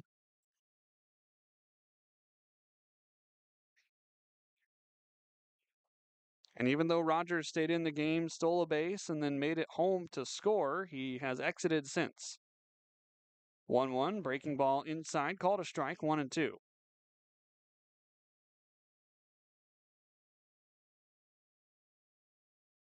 3-6, big hit. Pippins' defense playing him straight up. The 1-2 from Tanaka is skied over into foul territory on the right side. This is heading for the grandstand for the football side of things. And it one hops into row 5. It's got to be an interesting angle. You've got all of that bleacher area over on the first base line. And so if you're playing left field, you essentially look right into a football grandstand. Something you're not quite used to seeing. 1-2, wave and a miss. Stinson's going to give himself up. And that is out number 2. That'll bring up Peyton Knowles. 4th trip to the plate in as many innings for Knowles, as the Pippins try to find some recipe to get some outs. It's 10-0. And after a leadoff walk and a double, a 0 here would be one of the highlights of the night to this point. First pitch down and away, 1 ball and no strikes. It was one of those starts for Yakima Valley that for Jake Cumming, he just could not find an out. He got the contact he wanted as a 1-0 pitch misses inside 2-0. But it was either soft contact or contact in places where his defense couldn't help him, and then just a couple of big timely hits. Only 1 walk issued by Jake. He was in the strike zone. 2-0, bends in for a strike, 2-1, lefty-lefty matchup here with Knowles.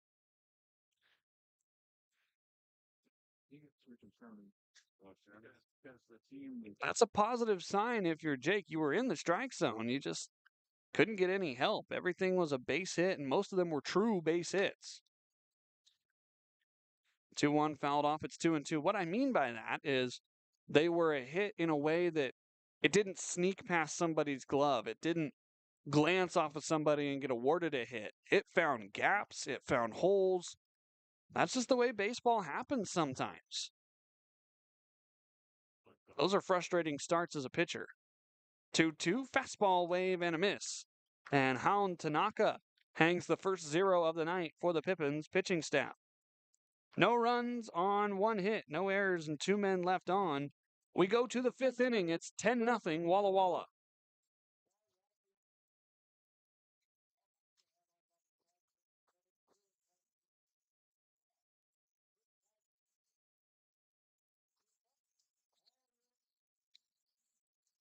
Walla Walla visitors like the live range report that.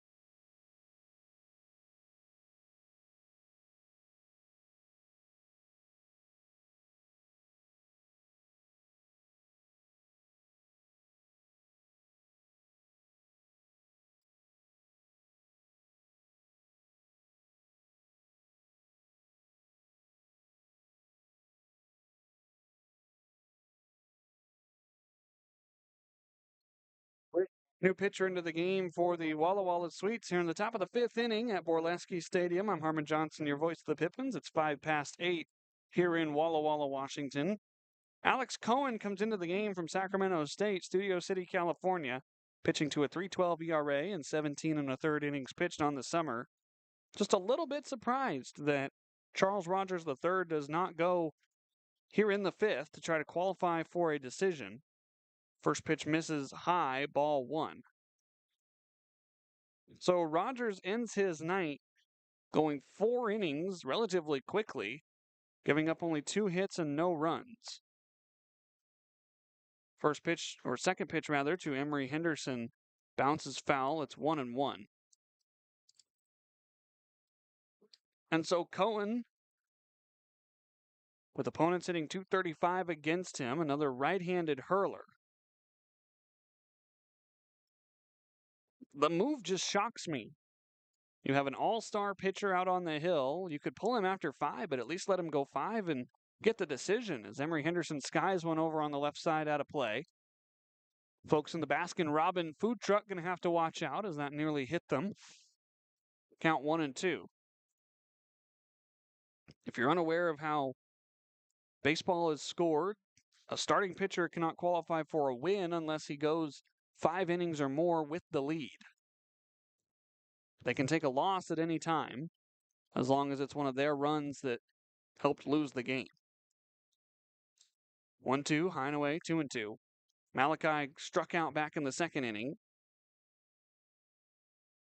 No walks issued by Rogers.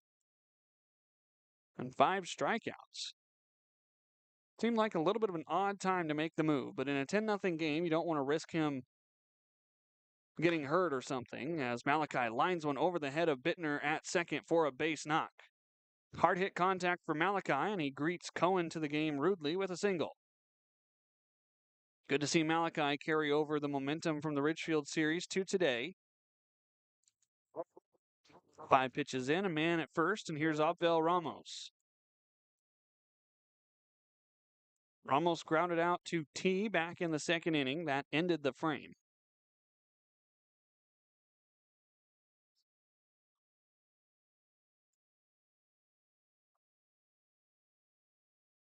First pitch, breaking ball upstairs. 1 ball and no strikes to Ramos.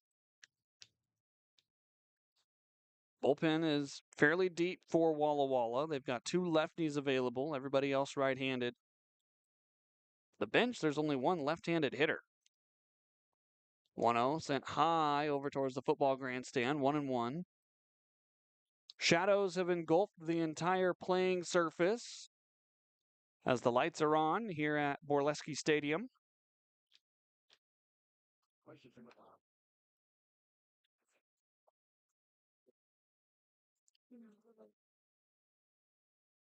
One count. Malachi at first. Ramos takes a fastball upstairs. 2 balls and 1 strike.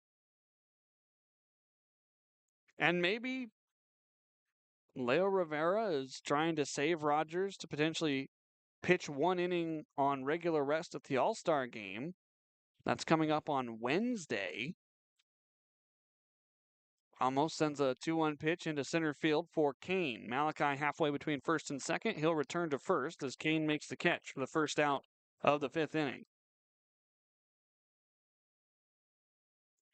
That'll bring up Levi Sotomayor, grounded out to the second baseman Bittner back in the 3rd inning. Just kind of a odd move if you ask me. You're up big. Let him get 3 more outs and move on with another win. And for Rogers, he probably wants that win. He's 1-3 on the season. First pitch to Sotomayor misses outside, 1-0. Of course, wins and losses are not a great way to judge starting pitchers because you can have an excellent start and give up 1 run through 8 innings.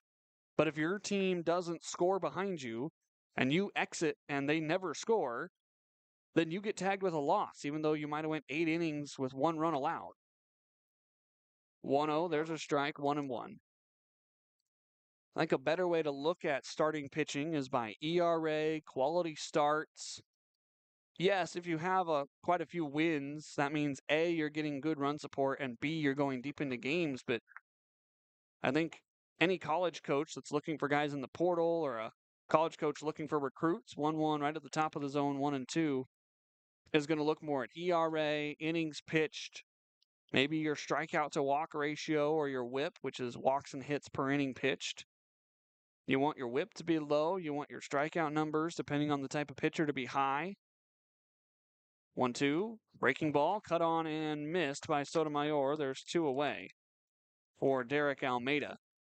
And of course, you want your ERA low, but even then, ERA not a great way to judge a pitcher either, because you could give up 50 runs, but if your defense makes 20 errors behind you, then maybe only 30 of your runs are earned. And so, not exactly the best judge of what kind of pitcher you are. Ball 1, high and tight to Derek Almeida, who grounded out to third base back in the 3rd inning. I mean, take Jake Cumming, for example, tonight. 7 runs, all of them earned, but he only went 2 innings. So the ERA is going to look extremely elevated. But I bet that if you had let Jake gone 2 or 3 innings, he might have been able to get a couple of quicker innings and throw some zeros. That evens the ERA out. 1-0 inside to Almeida. It's 2-0.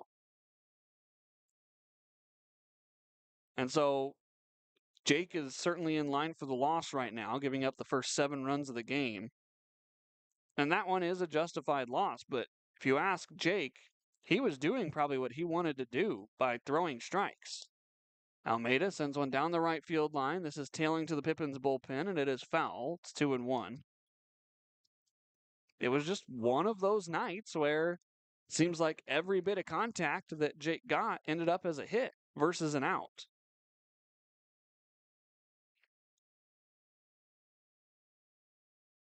2-1 here to Derek Almeida. 2 outs. Malachi Emery Henderson at first after a single. Approaching the halfway point in this game, the pitch is downstairs for ball 3. A walk would bring the top of the order back up for the 3rd time as the Pippins try to plate their first run of the game.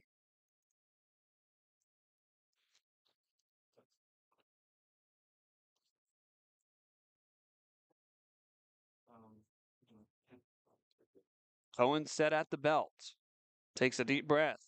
Sends home the 3-1. It's a hard hit ball out towards short. Owens is going to go across to first, and a strong arm retires this side. Halfway home here at Borleske Stadium. No runs on 1 hit, no errors, 1 left on. Bottom of the 5th is next. 10-0. Sweets. Good job, Sweets.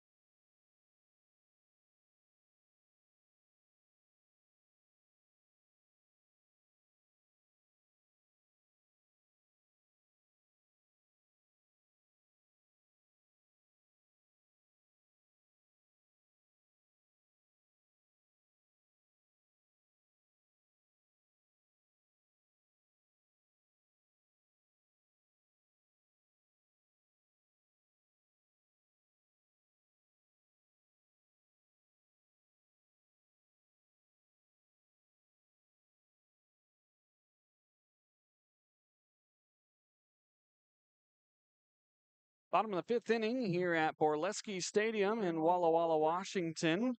The Sweets lead it 10-0, as it has been all Walla Walla since the start of this game. The Sweets scored 3 in the first, 4 in the second, and 3 in the third after Hound Tanaka tossed a scoreless inning in the fourth. And the first pitch he throws is down and in to Trevor T for ball one. 22 pitches is how Hound got through the first inning of work and now being asked to get a second. T today, 3 for 3 with 3 singles, one of them of the bunt variety. He also has 2 stolen bases. Another breaking ball down and in. The count is 2-0. Let's get some more scores from around the West Coast League tonight.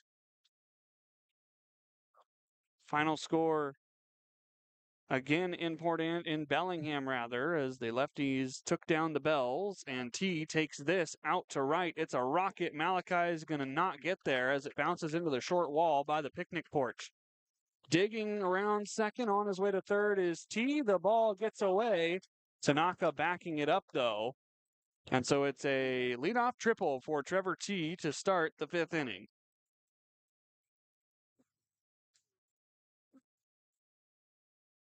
Deep outfield here at Borleske Stadium, and with the speed of T, that was no doubt a triple. That'll bring up Sam Kane, who has 3 RBI today. He is officially 1 for 1 with 2 sacrifice flies. Berries and Riverhawks still delayed because of some rain up there in Edmonton. So there is no score between the Riverhawks and the Berries. Kamloops leads 4-1 in the bottom of the sixth inning against Victoria at their home ballpark, as a strike is thrown to Sam Kane to start off here. In Wenatchee, the Apple Sox have a 1-0 lead in the top of the sixth over the Kelowna Falcons. And in Springfield, the Drifters now lead the Knights 4-1 as the 0-1 pitch is sent foul over on the right side, 0-2. That's a big score to watch, especially with the results of this game so far. Top of the fourth down in Ridgefield. The Pickles lead at 7-2 over the Raptors, so the Ridgefield struggles continue in the second half. 0-2 skips in. Sam Kane stays alive, 1-2. In Nanaimo, it is 5-1 Night Owls over the Bend Elks. It is the top of the sixth inning in that game. Some interesting scores here in the West Coast League on a Friday night. 1-2, a high fly ball, but foul down the left field line. Would have been long gone if he had kept it fair.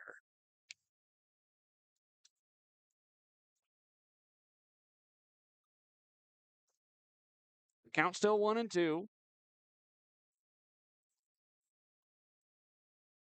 Sam Kane looking for his second hit of the day. On the ground, over towards third. This is fair and into foul territory down the left field line. Scoring easily is Trevor T. On his way to second will be Sam Kane.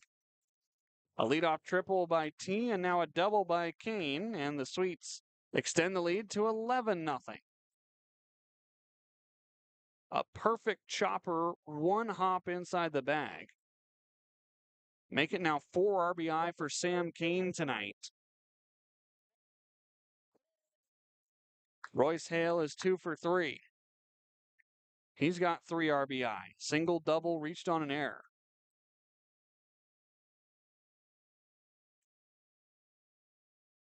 Lefty-lefty matchup here. First pitch, breaking ball, cut on and missed. Hale was trying to go deep to right.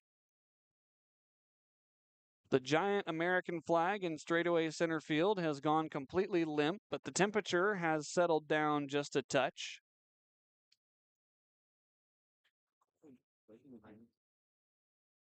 Hound steps off and uses a disengagement to go grab some more rosin behind the mound.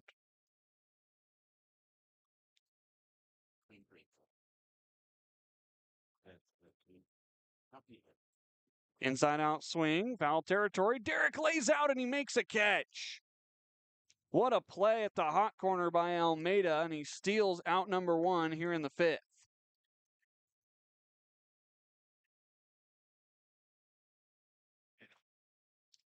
positive glove gem for Derek Almeida after this game has just started off so in favor of Walla Walla.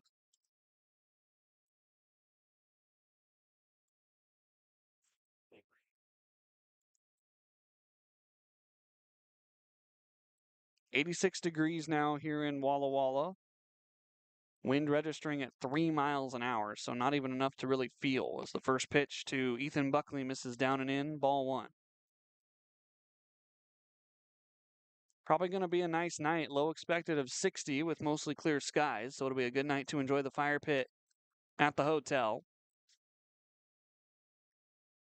1-0 misses outside, 2 balls and no strikes. Hopefully the Pippins can scratch some runs across and start some momentum for tomorrow. It's going to be another hot one here at Borleske tomorrow, 93 degrees with some clouds building as the night goes on. And then Sunday is supposed to be just a touch cooler at 89 degrees. Wave and a miss. Buckley went down and chased one down and in, 2 balls and a strike. The game on Sunday is scheduled for 6:05 versus 6:35.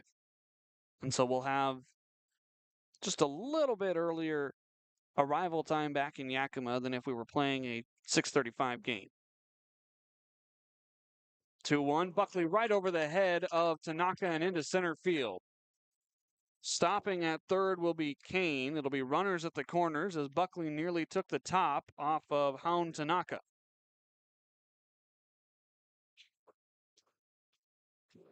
That was a scorcher off the bat.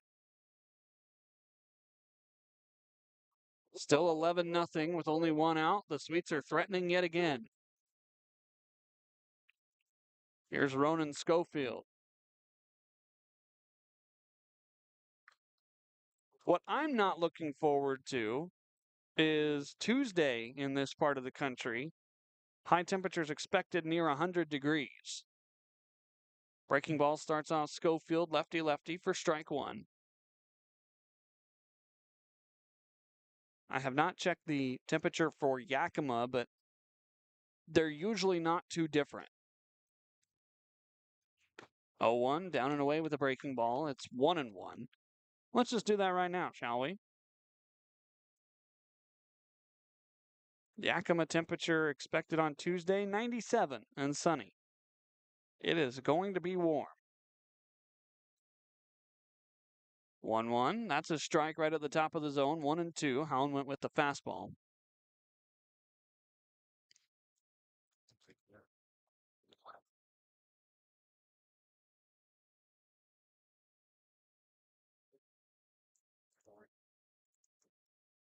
One, two, a cracker off the bat inside out. Here's Mendoza at short, going to pick it up and throw to first. It is in time.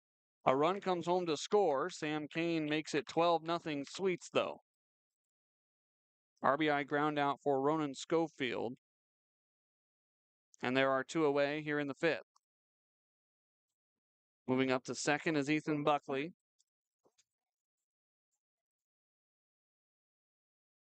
For anybody wondering what the weather's going to be like for the All-Star game up in Victoria, British Columbia on Wednesday, expecting a high of 69 degrees, or for those of you that want it proper, 21 degrees Celsius.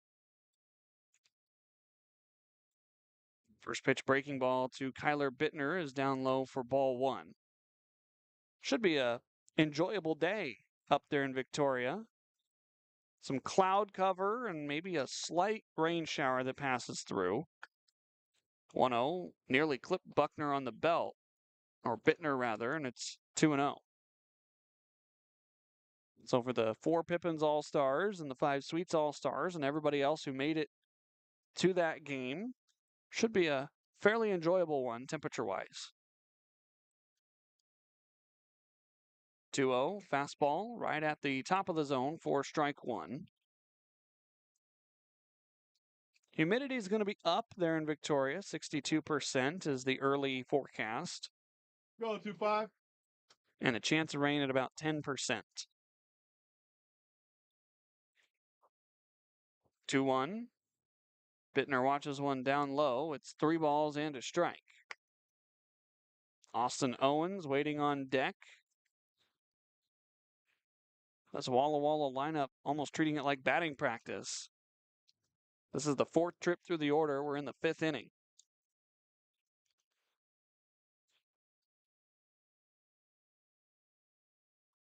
3-1, a hanging breaking ball taken out to left field. Miller settling under it right in front of the track, and he puts it away to end the inning. The Sweets score again. It's 2 runs on 3 hits. There were no errors, and there was 1 man left on base. 5 innings in the books. It's 12-0 Walla Walla heading to the 6th.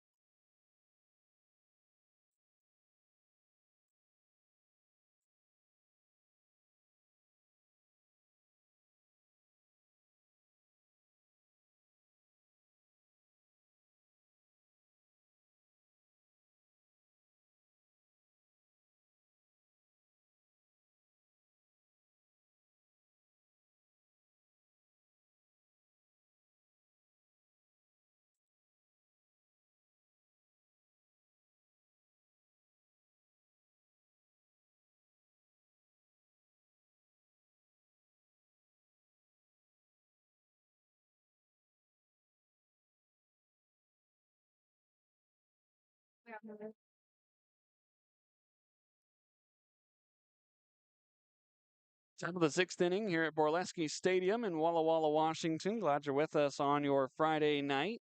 Hopefully, your Friday is treating you a little bit better than the Pippins offense, as they still don't have a score, but they've gotten close the last couple innings. Miller was aboard in the 4th.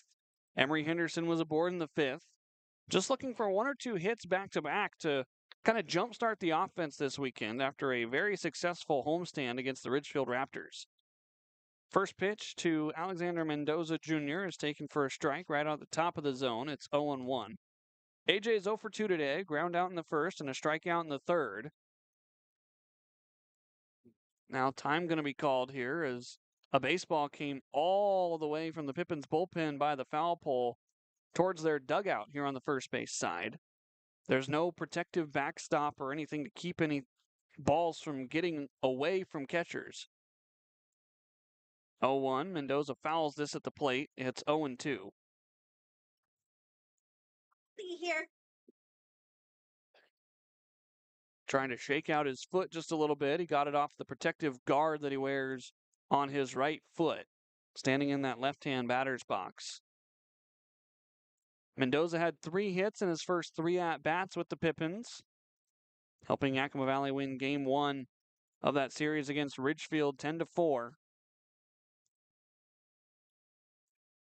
The 0-2, a slow bouncer towards the Pippins dugout on the first base side. Foul, 0-2 again. Alex Cohen out for his 2nd inning of work.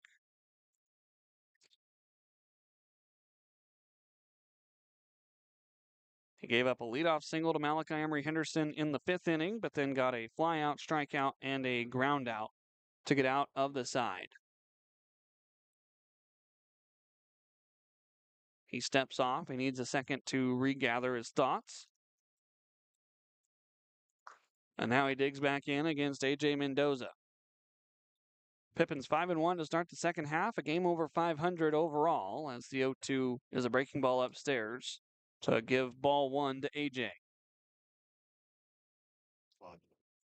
Well, Edmonton not the only place that is dealing with some rain right now. Across Major League Baseball, there was some eyes on the Braves-Cardinals game as Matt Olson was going to break the Braves franchise record for consecutive games played. Mendoza pops one over on the left side. This is drifting foul, and it will bounce into the beer garden. The count still 1-2, as it looks like we have a pinch hitter in the on-deck circle for Yakima Valley. Trey Godoy is going to sub in for Tyson Miller.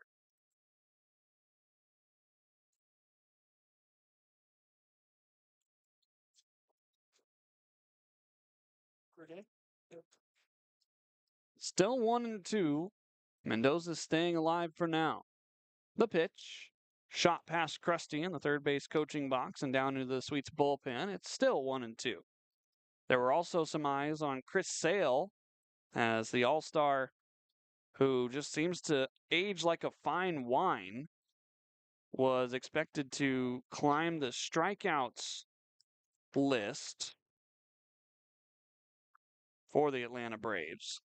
1-2, rope past Panch this time as Jackson Upton, the catcher warming up Carl Mullen-Kovash, ends up with a new baseball. Mendoza continues to fight, but that game is in a rain delay. Chris Sale was going to join John Smoltz as somebody that has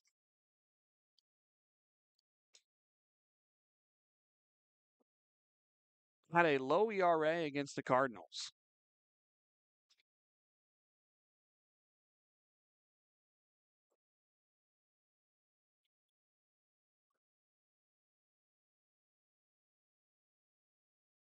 As long as Sale doesn't give up way too many runs against the Cardinals, he'll have the best ERA of a Braves pitcher 37 or older as Mendoza swings through a 2-2 pitch. It gets to the backstop. Buckley going to throw down to first, and it is in time to get the strikeout. Close play at the bag, but Mendoza is down on strikes for the second time tonight. He is out number one here in the sixth. So that will bring up Trey Godoy, pinch hitting for Tyson Miller, who will end his night 1 for 2.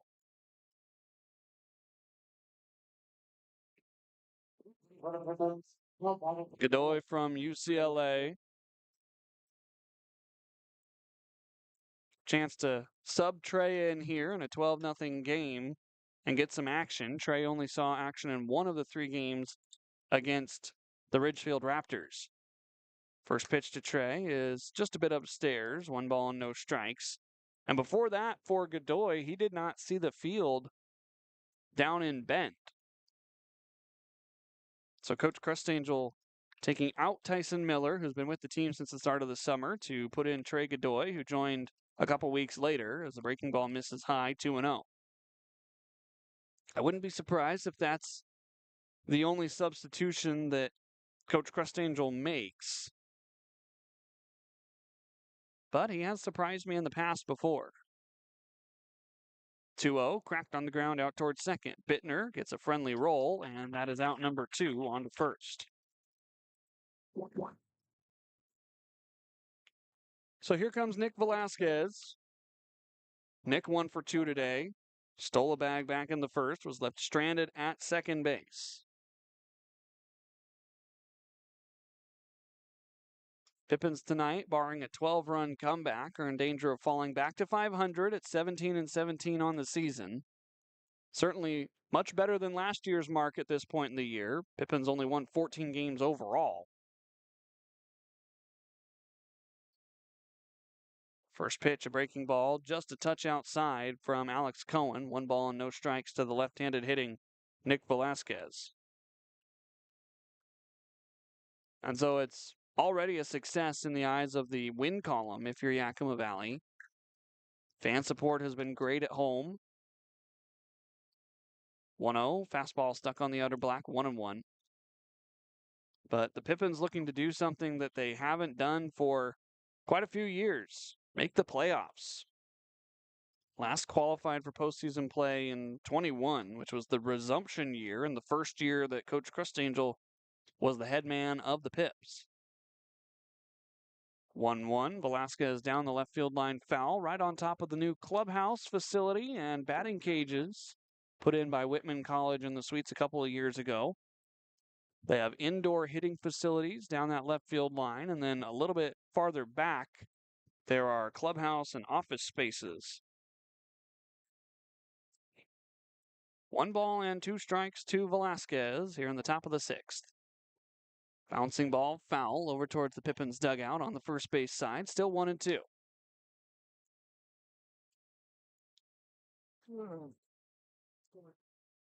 That Yakima Valley offense during the homestand looked unstoppable.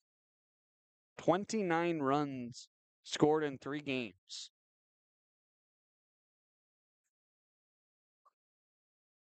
Only gave up 14 runs. 1-2 foul.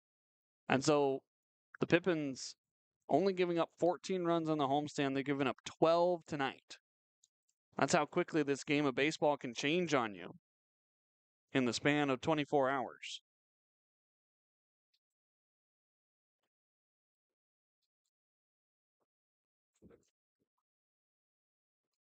Cohen in a couple of long at-bats to these Pippins hitters. Might be down on the scoreboard, but still putting up a fight. The 1-2 to Velasquez, wave and a miss. He went chasing a breaking ball downstairs. And Buckley applies the tag to retire the side. Down in order goes Yakima Valley. No runs, no hits, no errors, and no men left on base. To the bottom of the 6th we go. 12-0 Walla Walla. So soon. There can't see any. What are you going to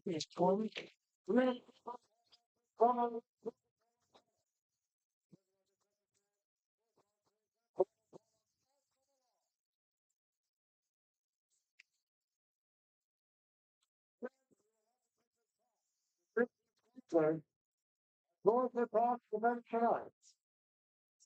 Rivalry, victory, Walla Walla, it's called Walla Walla, Walla, number one, you know Walla Walla. Stopper, just what is possible. Take the game to all these possible.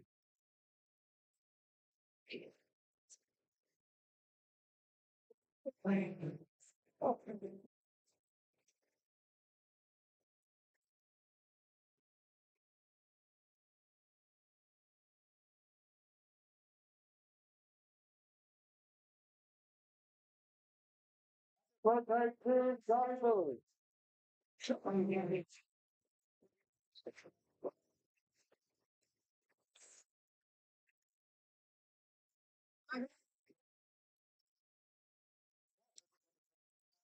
Question number 30. Ball line. Oh,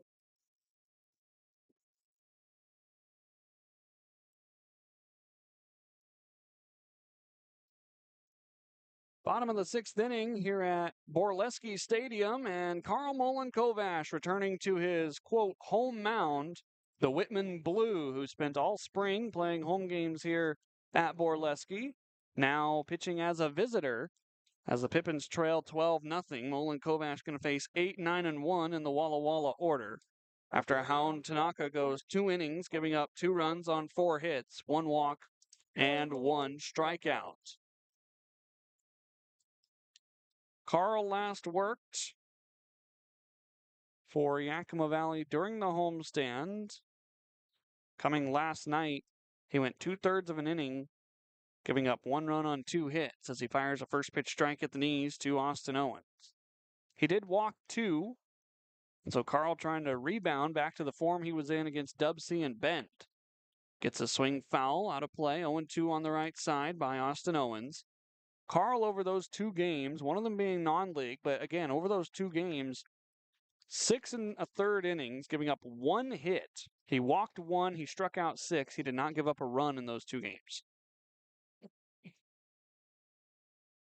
He's got Owens 0-2 here as the pitch is sent foul out of play towards Highway 12. Carl's got to feel somewhat comfortable here at Borleske Stadium. Has spent a couple of seasons with Whitman, 3 of them in fact. So very familiar with Walla Walla. The 0-2, high and away, ball 1. In fact, Carl didn't even ride the bus down. He had family in the area, and so he was hanging out with them and then joined the team when we got to town at about 3 o'clock. 1-2, breaking ball, called strike 3. It drops in. Owens down on strikes for the second time today. He is 0 for 4. One of the only Sweets, if not the only Sweet, that has not been on base. Here's Bo Stinson, replaced Cole Rogers in the third inning and hit a home run as a result. Carl brings home the first offering. It's just a touchdown and away, 1 ball and no strikes. With Whitman, Carl pitched in 9 innings in 2024, then joined the Pippins and played 30 innings with them. As the 1-0 dots the knees, it's 1-1. Then in 2025, he saw his usage increase, 21 innings and an 8.57 ERA with 29 strikeouts. Then this most recent spring, only 6 innings for Carl, a 19.50 ERA, and he walked 10 as a 1-1 is sent foul into the stands behind home plate. It's 1-2. So in his spring career, Molen Kovash has pitched 36 innings for the Blues with a 10 ERA and 45 strikeouts. Got to be a fun experience coming back here as the 1-2 misses 2 balls and 2 strikes.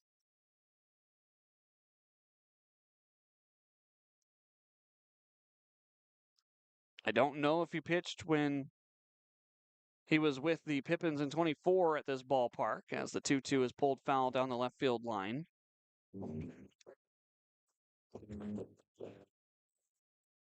But that's got to be kind of a fun aspect of the summer if you're Molen Kovash. Not very many people, when they play summer ball, get to then play at what they call their home field during the spring. 2-2, a high bouncer out towards short. It's going to be the third baseman Almeida who gets it, and he sends it across in time for out number 2. Probably better that Almeida got it instead of Mendoza because his momentum was moving forward. And that was able to get out number 2. We're going to have a pinch hitter here at the top of the order as Peyton Knowles' day will be done. This is Gaines Hassan.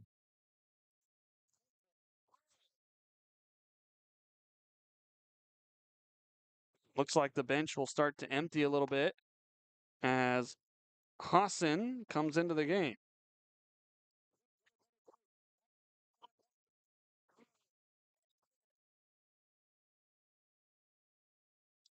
Not surprised here in a 12-0 game as the 0-1, scratch that. That was the 0-1. It's sent to the screen. It's 0-2. Again, scoreboard in right field, a little bit slow today. But Carl a strike away from pitching a 1-2-3 inning.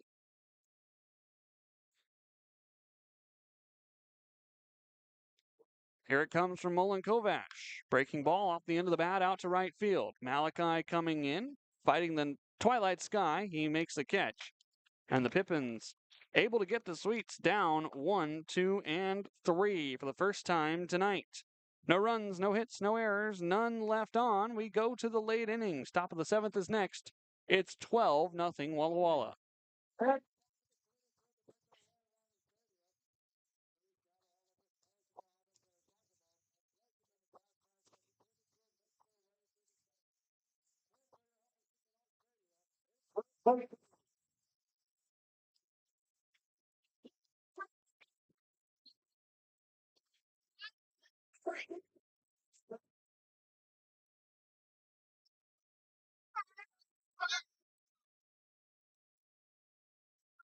Somebody come up here.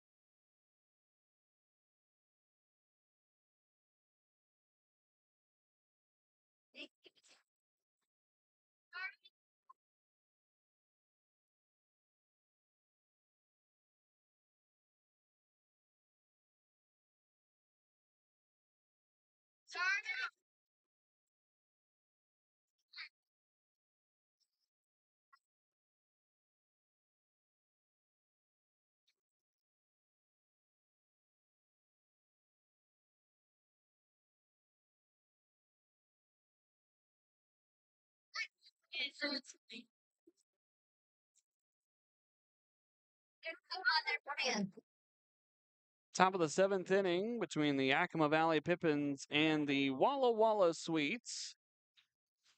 It'll be Parker Burt, Luis Garcia, and Malachi Emery Henderson due up for the Pipps as Alex Cohen continues to work for Walla Walla. Pippins defense coming off of their first 1-2-3 frame. And again, Yakima Valley looking for some momentum going into tomorrow. 12-0, going to be hard to come back in this one. As Parker swings at the first pitch slider at the top of the zone and sends it into center field for a base hit. Good start to the seventh for Yakima Valley. Burt leads it off and now is 1 for 3 today. That's 4 hits on the night for the Pippins. Very rarely do they have this few of hits at this point in the game. Pippins average anywhere from 8 to 10 hits in a contest. See if Garcia can snap an 0 for 2 night. Foul ball right back to the screen, and it is 0-1. One of the fans in the Primo seats was not ready for that to come back, and he flinched just a little bit.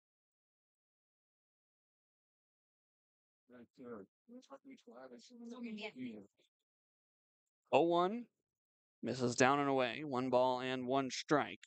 Pippins wearing those blue uniforms. They've had such success with the Blues, blue caps especially. They won on Friday and Sunday down in Bend wearing the blue caps, Sunday wearing the blue uniforms, and then stuck with the blue caps during the entire homestand and won all 4 or all 3 of those games. As Garcia shoots one into the right center field gap. This is dying fast. It is down. Stinson is going to fall down as he grabs the baseball, and Parker Burt will be in at third. Back-to-back hits for Yakima Valley as they have their first scoring threat. First time a Pippin has been at third base today. Velasquez was at second in the first inning, but that's as far as he got. Chance for Malachi to make some noise and get rid of that goose egg under the guest column on the football-like scoreboard here at Borleske Stadium.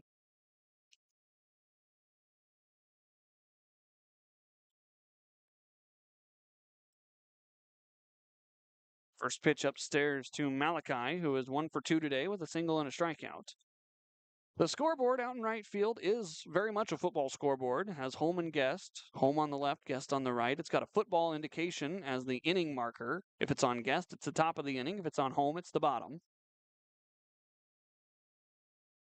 The 1-0 on the ground past a diving Owens and into left field. The Pippins have scored 3 straight hits to start off the 7th inning. Malachi Emery Henderson, a 2-hit night. So it's 12-1 now. And the Pippins can go to sleep tonight knowing at least they were not held scoreless. Now the work begins on trying to climb as far back into this game as possible. Going to be very hard to come back. Not saying it won't happen.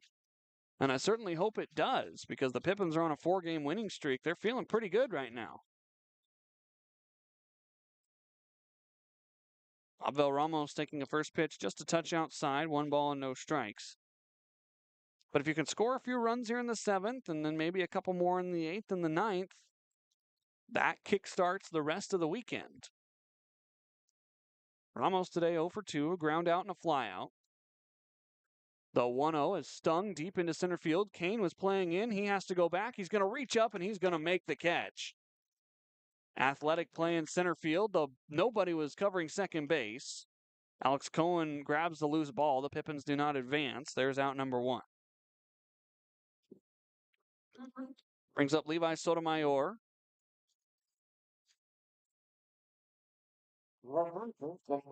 Garcia at second, Emery Henderson at first. Back to the scoreboard. Ball striking out is across the bottom where you would see down, distance, and yard marker. And then there is also a column for hit error, but it is not used here at Borleske Stadium. First pitch breaking ball upstairs to Sotomayor, ball 1. It's kind of a unique look. The only thing I wish that they had up there was somewhere to keep track of the hits for both teams. If you're not keeping a book or you're not paying attention to the live scoring app, then you can kind of forget it. Here's a ground ball, tailor-made double play, opportunity at second. They go to the shortstop for 1, but the relay throw on to first is away from the new first baseman, Hassan, and the Pippins will play to second run as Garcia comes home to score. They got the 4-6 to force out Emory Henderson. He is out number 2, but Sotomayor reaches on what is likely a throw or a fielder's choice, honestly. You can't give an error because you can't assume the double play. But we'll see. There has to be an error somewhere because Garcia came around to score. He would have been left at third base if the double play had been created. First pitch swung on, fouled back by Almeida. It's 0-1.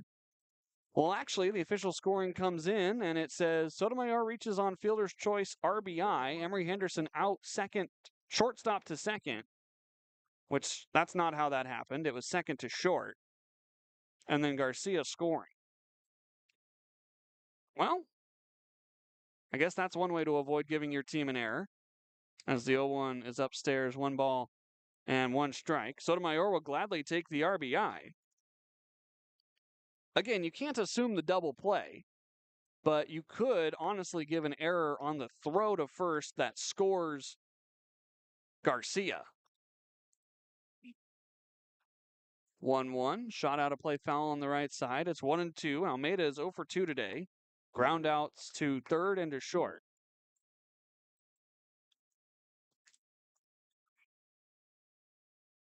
I've not been versed on the official scoring, but I've been around baseball long enough to know that probably should be an error to bring the runner home, because if the double play is completed, again, can't assume it. As here's a stinger into the right center field gap again. Sotomayor is going to turn at second and head towards third. Heading to second is Almeida. Stinson had some trouble getting the ball off the grass. And so it'll be second and third for Yakima Valley with 2 away. We'll see how that is ruled for Almeida, whether it's single error or if it's double. It is double. Threat not done, as A.J. Mendoza is up for the 4th time, looking for his first hit.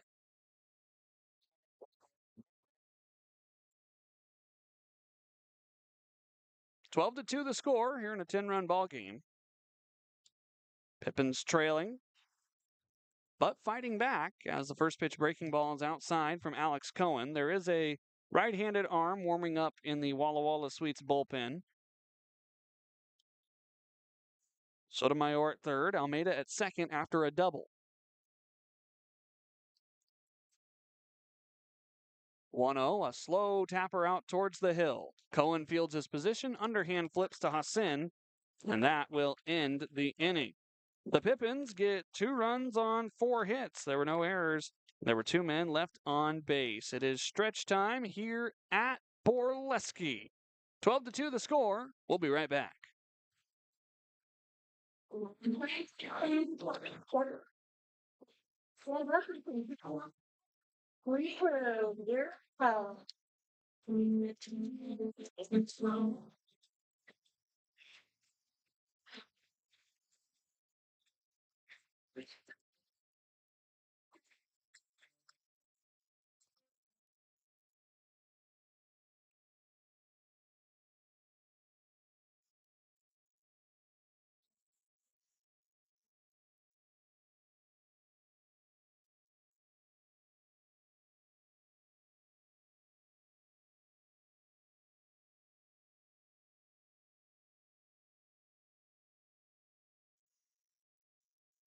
Go, Sweetie!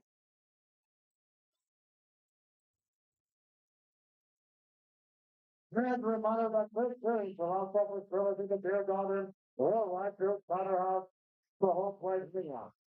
Sweetie, the last one for all the home, Disney.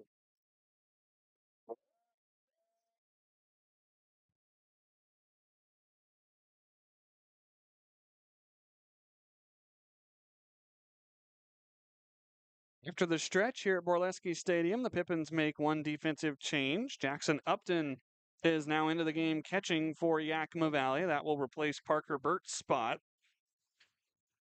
And so we go to the bottom of the 7th. The Sweets will have 2, 3, and 4 due up. Trevor T., Sam Kane, and Royce Hale. We'll see if any substitutions are made. as it looks like T and Kane are going to hit in their regularly scheduled positions. 10-run contest. It is 12-2. The Pippins coming off of their first 2 runs of the game. Molin Kovash pitching to a new catcher. Jackson Upton missing downstairs, ball 1. Trevor T is 4 for 4 today with a triple and 3 singles. Count that as 6 total bases as the 1-0 misses upstairs. 2 balls and no strikes. Yakima Valley giving Parker the last few innings off defensively. His spot will be due up 3rd in the 8th inning. So Upton will get his first hacks. 2-0 from Carl. Check swing. It is upstairs for ball 3 as Taylor Schneider says there was no swing. The Sweets in their Dodger-esque whites. They've got navy Sweets across the chest and a red number on the front.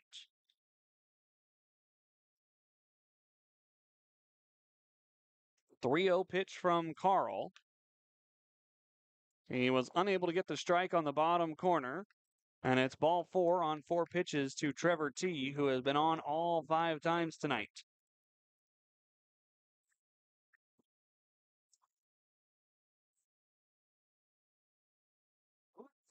Looking around the West Coast League, the game has resumed in Edmonton. The Riverhawks lead at 3-0 over the Marion Berries after the rain delay. Other games about to finish. Kamloops leading Victoria 4-2 at home in the top of the 9th. As here's a slow ground ball out towards Almeida. So slow, he's going to have one play. It's at first, and it is made. Moving up to second is Trevor T., but Sam Kane is out number 1 here in the 7th. Brings up a pinch hitter in the spot of Royce Hale. Grabbing a bat, wearing number 15. 15 is the last name Went, first name Jackson. Went from Lower Columbia College, 2-way player. This is his 3rd season in the West Coast League. Played with Bend in 2020, or I guess it's only his 2nd. He's played with 3 different teams, though. Bend in 25, Springfield in 25, and this is his 2nd game with Walla Walla.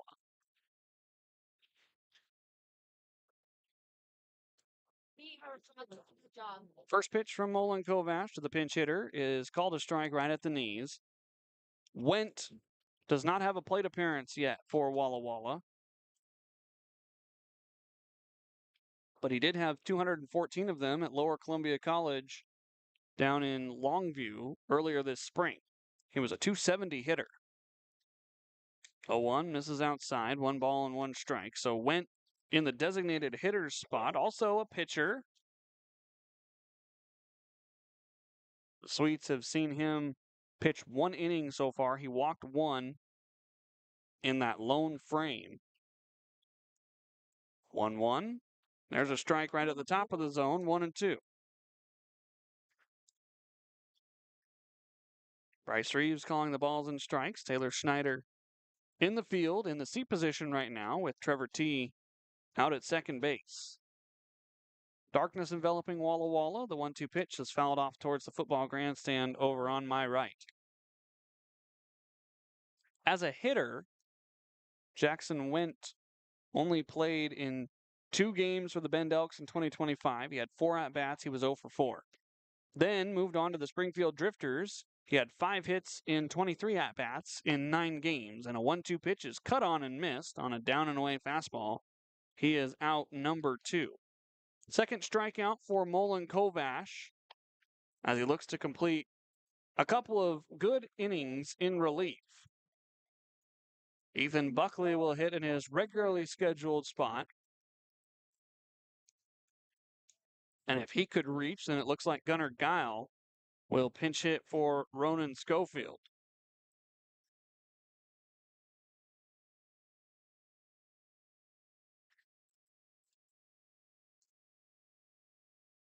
First pitch cracked off the end of the bat out to center field. Garcia couldn't see it. It's going to drop in very shallow outfield grass. Buckley will be in with a single. A run's going to score as Trevor T crosses the plate for the 5th time tonight. And it's 13-2 Walla Walla. Buckley with his 3rd hit of the night.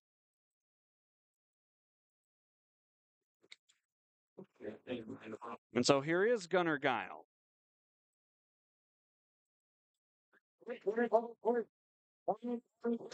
The bench is emptying in the good way tonight after a little bit of a scuffle last night. More verbal than physical, but some suspensions were handed out, most notably to Jay O'Neill for the Pippins. He got 2 games for taking part in the extracurriculars last night. First pitch from Carl, high and away to Gunnar Guile, as it is now 1-0. Guile from New Mexico State, native of Tucson, Arizona. Second season with Walla Walla, playing in his 21st game of the season. 2-0 after the pitch misses down and in. For all the runs that Walla Walla has scored tonight, they have not batted around. They've sent 8 to the plate twice. They sent 7 to the plate back in the 3rd, and then things have slowly calmed down. Carl misses high and away, 3 balls and no strikes. Not to say that it can't happen, but at least unlike last night, looks like the book is going to be settled within 9 columns instead of 10 or 11. 3-0. There's a strike to Gunnar Guile, right on the inside black. He had tossed the bat back towards the on-deck circle, so he looks a little bit foolish going and picking that up. He digs back in on a 3-1 count.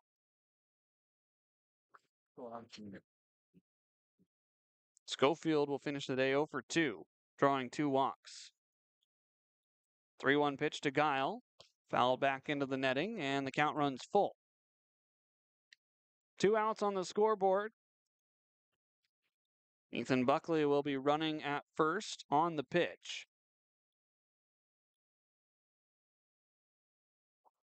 Mullen Kovash peering in. Now he comes set at his chest.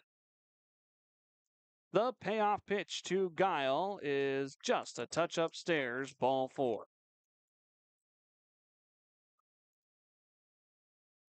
Buckley into second, Guile standing at first, and here's Kyler Bittner. Pippins do not have anybody throwing right now, but it looks like Sebastian Fry is doing some band work over in foul territory. They're going to trust Carl to get out of this 7th inning. And as this score holds, it would mean only 1 more inning pitching-wise for Yakima Valley. The first offering is behind the head of Kyler Bittner, and both men will advance on a very wild pitch. Buckley into 3rd, Guile into 2nd, and the Sweets scoring threat is not quite done, trying to get both of the Yakima Valley runs back that they gave up in the top of the 7th.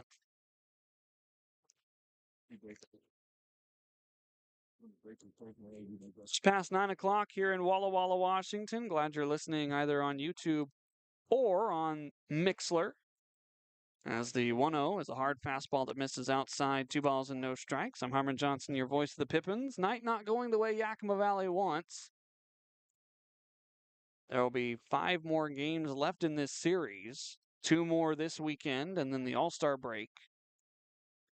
2-0 pitch to Bittner is in there for strike 1. The Pippins will host the Portland Pickles in the first meeting with Portland after the All-Star break, Friday, Saturday, and Sunday. And then after an off day on Monday, they'll come back here to Walla Walla and finish out the 9-game season set. 2-1, Bittner swinging through a changeup. It's 2 balls and 2 strikes.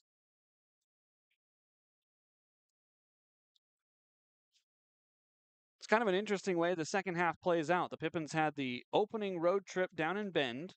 They came home. They have this trip to Walla Walla, a second trip to Walla Walla, and then a 6-game road trip to end the season. Here's a ground ball out to short. Mendoza drops it. He's going to pick it up, throws on to first, and it is not in time. A run will score as Buckley crosses the plate.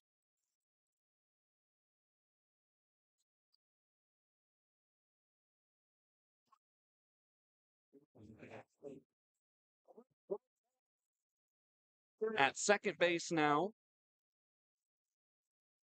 will be Gunnar Guile. So both runs that the Pippins had scored are now back on the scoreboard for Walla Walla. The wild pitch, Guile did not advance on the ground ball. And so now here's Austin Owens. Official scoring on that play is an E6. That's the reason that Guile did not advance. He saw the ball in front of him and did not take off for third with the throw.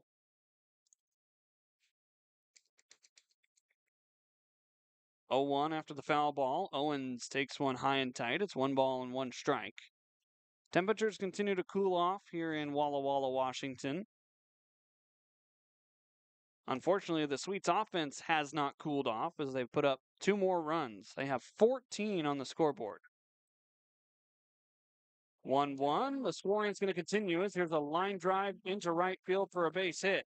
Scoring easily will be Gunnar Guile. Moving into third will be Kyler Bittner. And it's now 15-2 Walla Walla.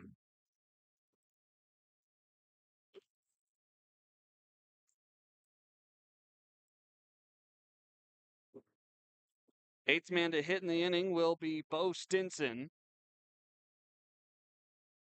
Carl's just had some trouble finding out number 3 here in the 7th.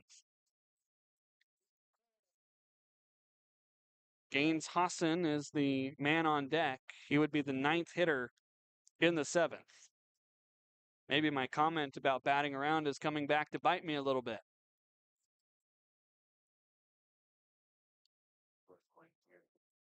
Carl going to use a disengagement as looks like Bass continues to loosen up down in the bullpen for Yakima Valley.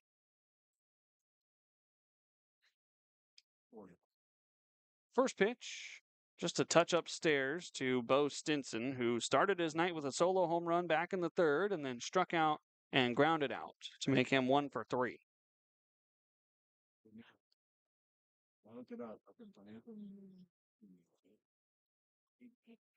1-0. Fastball inside, 2 balls and no strikes. So the Pippins give up 8 runs last night. They give up 2 the night before.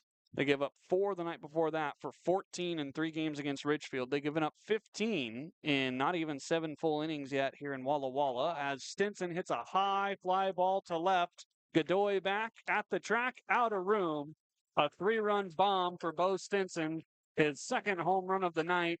And it is all Walla Walla here on a Friday night.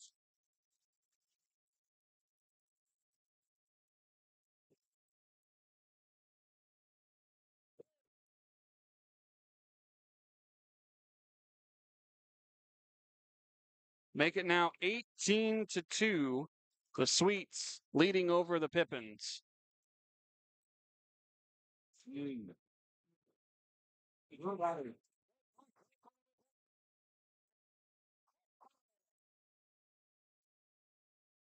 Gaines Hassan, the 9th man to hit here in the 7th inning.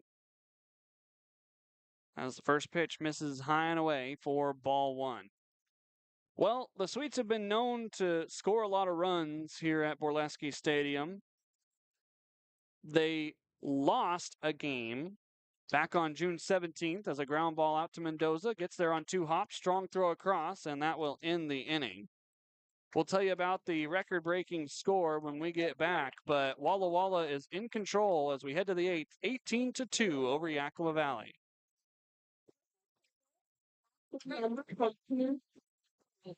One, two, three.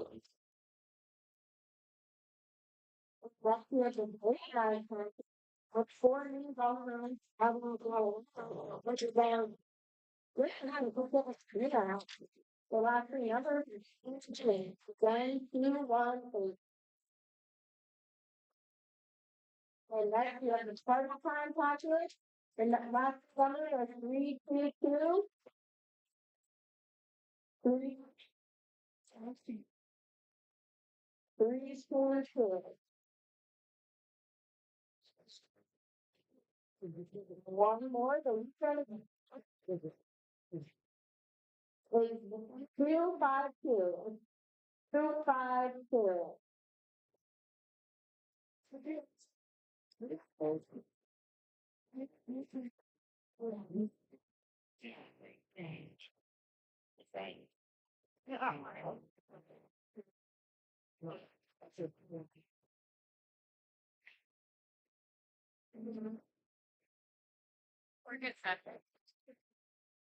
Last time it's not 23.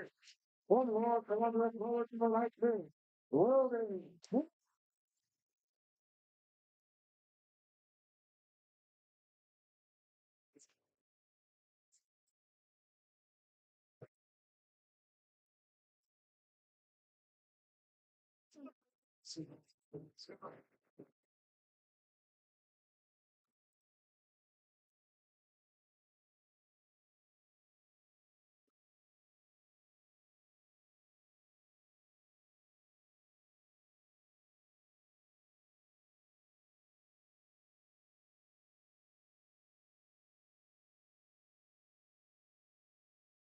Top of the 8th inning here at Borleske Stadium. Rudy Larson comes in to pitch for the Walla Walla Sweets in 2 games so far this summer. 1-0 with 2 2/3 innings under his belt, a 0 ERA and 2 strikeouts. He has worked in games, as it appears, against, well, if the stat sheet would tell me, Ridgefield on July 3rd and Ridgefield on July 5th. He earned the win in that first game in the 4-3 victory that the Sweets took over the Raptors. First pitch to Trey Godoy is a strike. And so Alex Cohen goes 3 innings, giving up 5 hits and 2 runs. He does not walk anybody. And he picks up a couple of strikeouts as Godoy watches one high and away for ball 1. Cohen is in line for the win. He came in after Charles Rogers III went 4 innings. 1-1, wave and a miss. It is 1 ball and 2 strikes. We were talking right before we went to the break about the Walla Walla Sweets and their historic run output here. Came back on June 17th when the Marion Berries were in town. 1-2, Trey strikes out. Swinging and missing at that one. 1 away. Nick Velasquez up next. The Berries beat the Sweets 23-19. And the 2 teams combined for 42 runs, which was a West Coast League record for the most runs scored in a single game.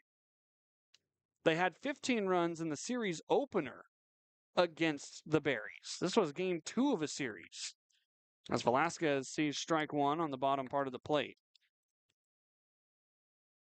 19 hits, 19 runs, and an RBI from every man, but they lost. Tapper back towards the hill. It's over the head of Larson. Out to second base. Bittner will put the ball in his pocket. So an infield single for Nick Velasquez. He's got 2 hits tonight. Number 51. That'll bring up Jackson Upton, hitting here in Parker Burt's spot. He came in defensively in the bottom of the 7th inning. Parker will end his night 1 for 3 with a single and a run scored.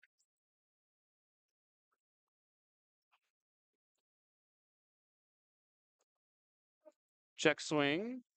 No swings, says Taylor Schneider on a breaking ball down and away. That game against the Berries, the Sweets' biggest inning was a 7-run frame where they sent 11 men to the plate. They have a 6-run frame tonight with only 3 hits in that inning, sending 9 to the plate as Upton finds a shallow spot over on the right side. Bittner gets to it before it gets to the outfield, and there's 2 away with Velasquez moving up to second. That ball was hit so soft that Bittner had time to get there. If it was any harder, it would have been through the hole and then to right field. So that series that the Sweets had against the Berries, the first 2 games, they had 34 runs and 30 hits. which is just insane. Garcia swinging for the fences. It's 0-1. 18-2, the score here. The Sweets trying to match their highest run output in a game.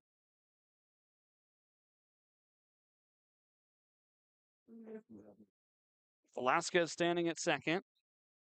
0-1, high and away, 1 ball and 1 strike.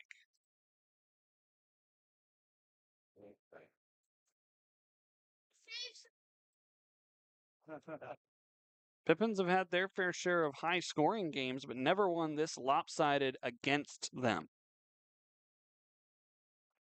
Wave and a miss half-heartedly from Luis. The count runs to 1-2. He talking with Coach Panch, I could tell just by looking out there. He's saying something about his eyes, his swing.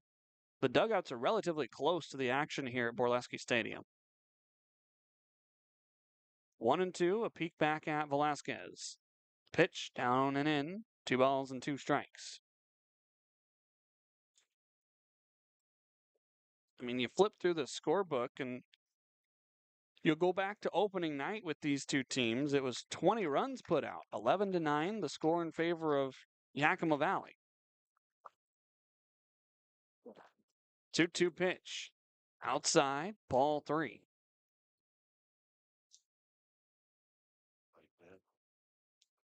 Rudy Larson trying to strand a 1-out single for Yakima Valley.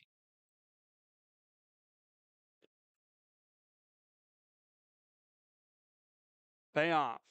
Wave and a miss. Tag applied to Luis and strikeouts. Bookend the inning.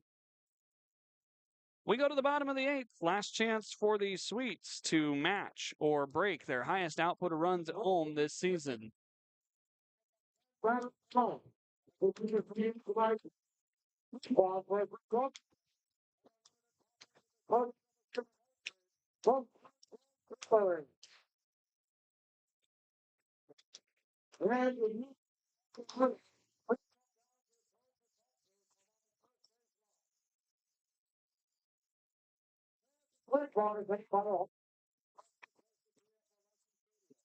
Don't forget the program to be a ball between.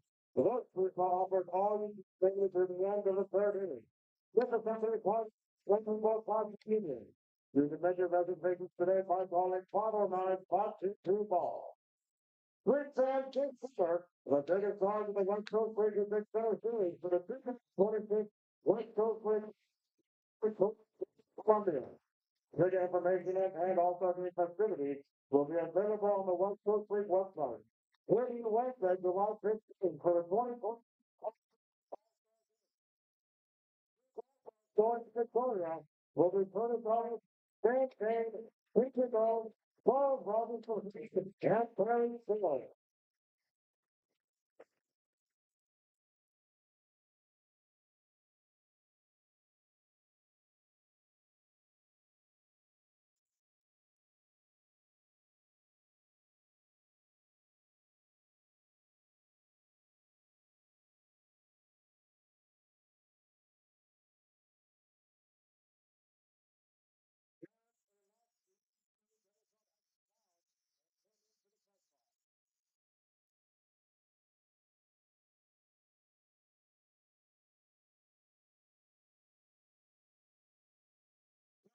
Right, second game. Thank you to all the sponsors tonight.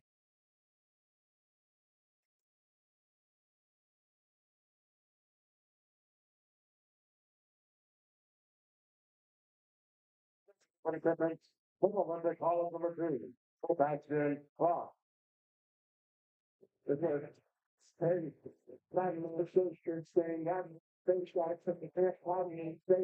Welcome back to Borleske Stadium. Bass Fry on the hill for Yakima Valley. The man from Olympic College playing here in his 9th game with the Pippins. Made 1 start in non-league contests, 16 strikeouts, 15 walks, a 14.73 ERA. Trying to get 3 outs and give the Pippin Sticks 1 more chance to hit here in an 18-2 ball game. It's the 2-hole hitter Trevor T, who takes a first pitch that skips over the netting off of the home plate and into the stands. to move the count to 1-0. T, Kane, and Went, the three due up here in the 8th. The Sweets trying to match or best their run output at home this summer, as the 1-0 is in there at the top of the zone to make it 1-1. Fry's one start came during the non-leagues as he comes set at the belt here. The 1-1 pitch, half swing, pitch downstairs. It's 2-1. The start was against the Northwest Star Nighthawks. He went 3 innings, giving up 5 hits and 7 runs, 5 walks and 5 strikeouts. And then against the Bend Elks on July 4th, 4 runs to his name in only 2/3 of an inning. 2-1, straight back into the netting, 2-2. The batter's boxes are non-existent here at Borleske Stadium anymore, as so many players have come up and taken their hacks. This is the 6th time through the Walla Walla Sweets order. 18-2 is the score. 2-2, popped out of play foul. We'll do it again. Upton going to go have a quick chat with Bass. Something about pitch mix, most likely. It's just a one-on-one conversation between Upton and Fry. Pippins in the 9th inning will have Malachi Emery Henderson, Abel Ramos, and Levi Sotomayor.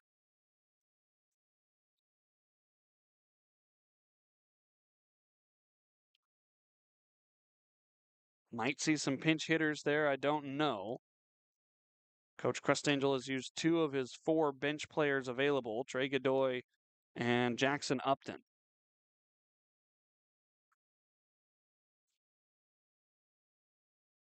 Foul ball at the plate on the 2-2 pitch. So we stay at 2-2. Malachi tonight, 2 for 3. Abel 0 for 3. Sotomayor with an RBI on a fielder's choice back in the 7th. 2-2 from Bass as a line drive out to right center field. Malachi coming in. He will make the catch waist high. There's 1 away here in the 8th. First time that Trevor T has been set down tonight. He was 4 for 4 with a walk coming into that at-bat. Pippins have tossed 1-2-3 inning. It was the 6th inning, the first of 2 for Carl Mullen Kovash. He did not have quite the same success in his 2nd inning of work, giving up 6 runs on 3 hits and an error. That means he closes his night with 6 runs, but only 1 of them earned on 2 walks, 2 strikeouts, and 3 hits. First pitch breaking ball for Sam Kane, trying to go yard. Was definitely free swinging, and it's 0-1.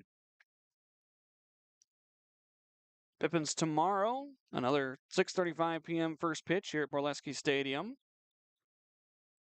0-1, breaking ball down and away, 1 ball and 1 strike.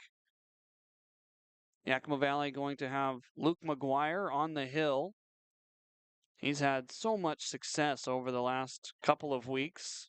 In my personal opinion, an all-star snub. 1-1, just a touch inside, 2 balls and a strike with a fastball. McGuire's got multiple 7+ inning outings. Strikeout number not quite as high. The velocity's not as high as quite as many of the pitchers that were selected, but man, is Luke one of the most valuable people on the Pippins staff. 2-1 right at the top of the zone, 2-2. He and John Witt both not all-stars this summer for the West Coast League. Witt leading the league in saves. 2-2 pitch from Bass. A breaking ball swung on and missed. Kane down on strikes. And with 2 away, it'll be Went, the last man to try to extend the lead even farther for Walla Walla. In case you have not been paying attention or you're just tuning in now for the first time, Pippins with 4 all-stars, 1 pitcher, Nathaniel Carano, 3 position players, Nick Velasquez, Parker Burt, and Daichi Furuhata.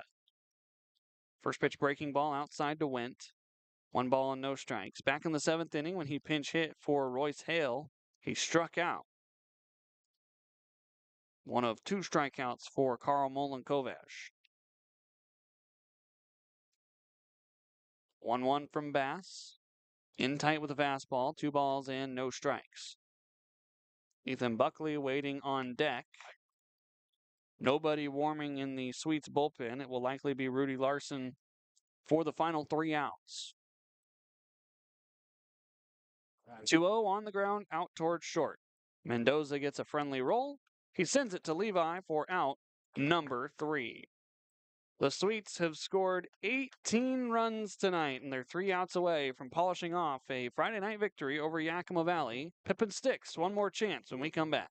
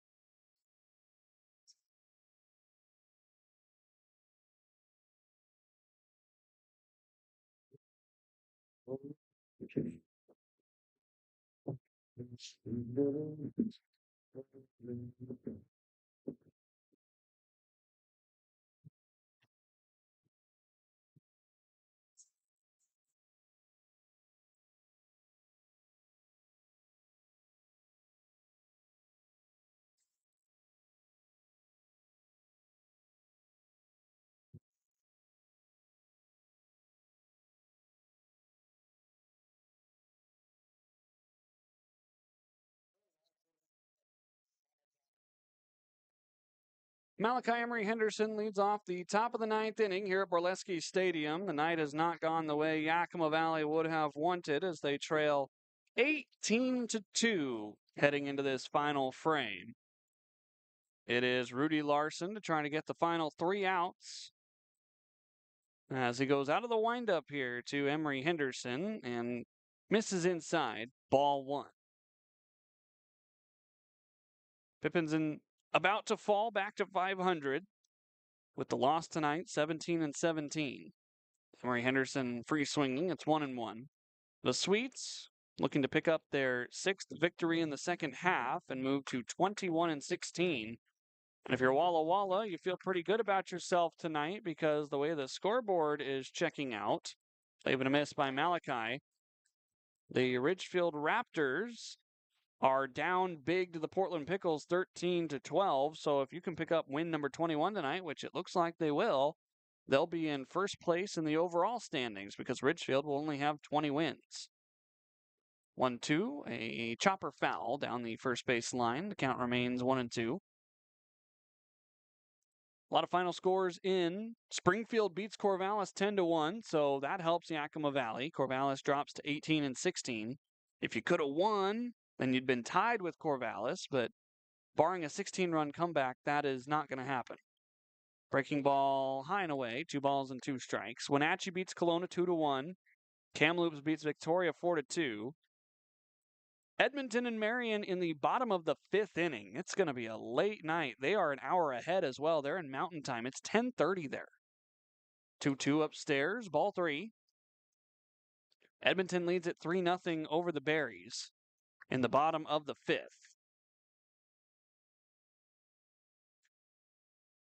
That is a very late night after a long travel day as well, I assume. 3 balls, 2 strikes. Malachi looking to get on for the 3rd time. Breaking ball, cut on, and missed. Second strikeout for Malachi tonight. There's 1 away here in the 9th.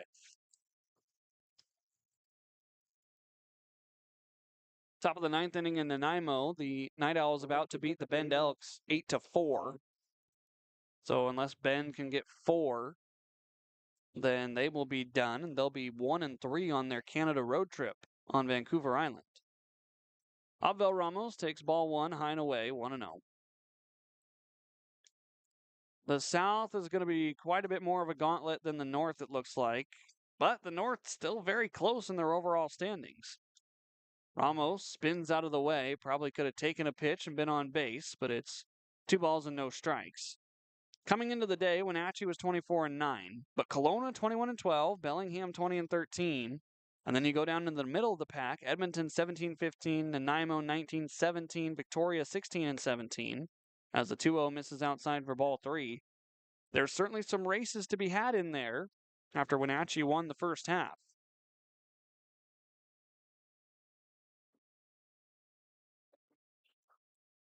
Three balls, no strikes.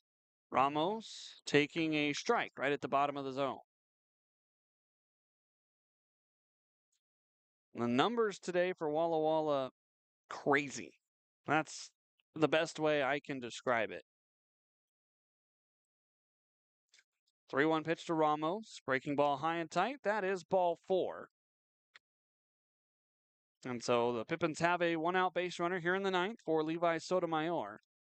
The Sweets, 18 runs on 17 hits and no errors. The Pippins, 2 runs on 8 hits. I mean, 8 hits is the usual for Yakima Valley. 2 errors committed in the field. It's just a abnormal night for Yakima Valley's defense. The Sweets have found holes everywhere as the first pitch to Sotomayor misses outside, ball 1.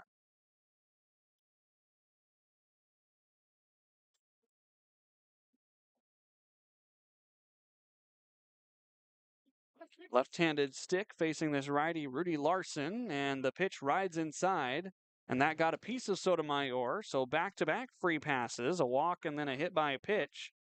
And the Pippins have some offense cooking up here in the 9th inning with Derek Almeida at the plate. Well, great from our good team.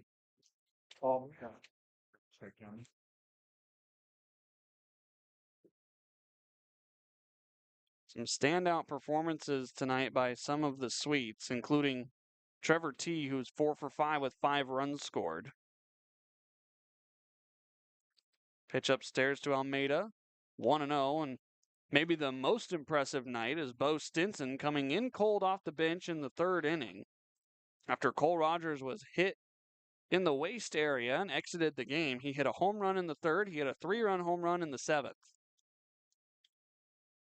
So 4 RBI for Stinson, as here's a high drive out to left by Almeida, but it will stay in the ballpark.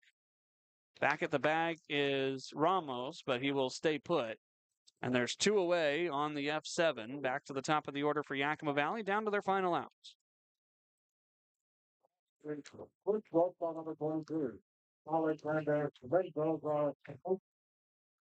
AJ Mendoza, the last chance for the Pippins to plate any more runs as they trail here 18-2.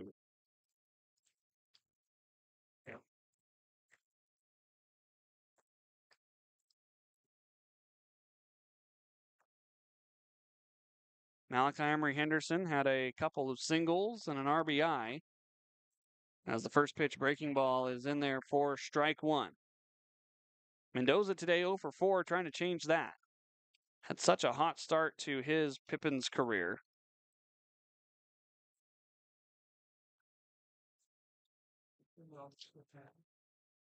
The 0-1 pitch, breaking ball high and away, 1 ball and 1 strike.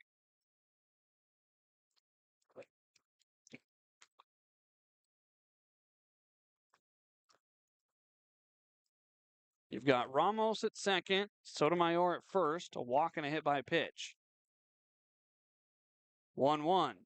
Upstairs, 2 balls and 1 strike.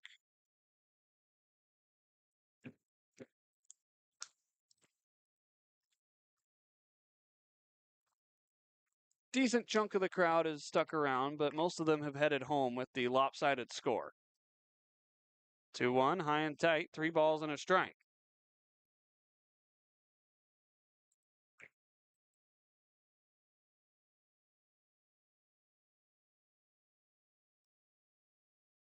Larson having trouble finding out number 27 here in the top of the ninth inning. The 3-1 pitch is a called strike, and the count runs full. The ultimate action pitch is upcoming. You've got runners at first and second with 2 outs here in the top of the ninth inning. Alexander Mendoza Jr. either going to walk and keep the game alive or find an out or a hit. Payoff pitch, there go the runners. It is ball 4 down and in, and the game will continue for at least one more batter. Trey Godoy with a chance to drive in a couple of runners. Let's see if the Pippins can get the offense started for tomorrow.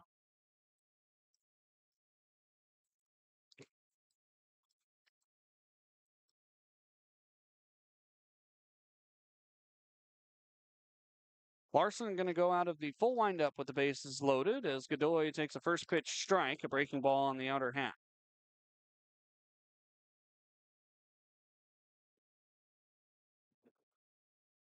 Majority of the fans that have stuck around have moved here towards home plate. 0-1, wave and a miss by Trey. So the Pippins down to their final strike.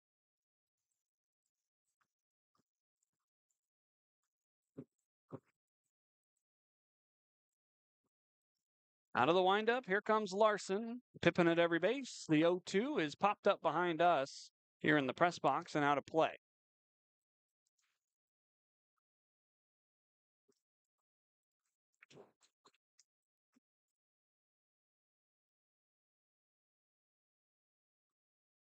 Godoy waves the bat slowly in front of his face. The 0-2 from Larson.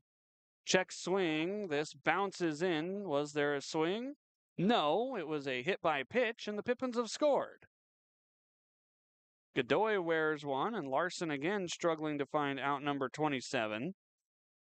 That's an RBI hit by pitch if you're Trey Godoy. Moving up to third is Sotomayor. Up to second is Alexander Mendoza Jr. Here's Nick Velasquez. First pitch in tight, ball 1. Yakima Valley with 1 run, trying to spark a little bit of excitement for tomorrow. End the game on a positive note versus a defeating one. Wave and a miss by Nick, trying to send it over the right field wall. It's 1-1.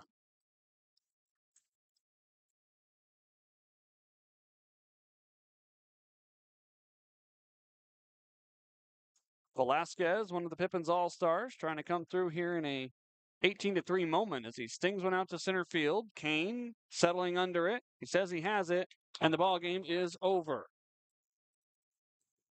We finished the game about 3 hours after we started it, despite all of the offense by Walla Walla. 9:38 p.m. The Pippins fall in Game 1 here at Borleske Stadium. 18-3. The Pippins get 1 run on no hits, no errors, and leave 3 on the base pads in that final frame.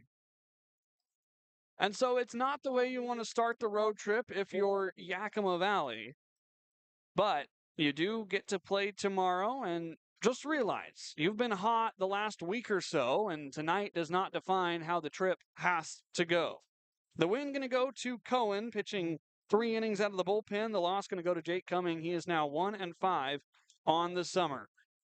We're going to take a nap tonight. We're going to be back at the ballpark tomorrow, and we will do our best to get Game 2 from the Walla Walla Sweets. Until that time, my name's Harmon Johnsen. I'm signing off for now, saying stay safe. Have a wonderful rest of your night. And we'll talk to you tomorrow at 6:35 p.m. for Game 2 between the Sweets and the Pippins. Final score again here at Borleske Stadium. Walla Walla 18, Yakima Valley 3. You've been listening to Pippins Baseball. Have a great night, everybody.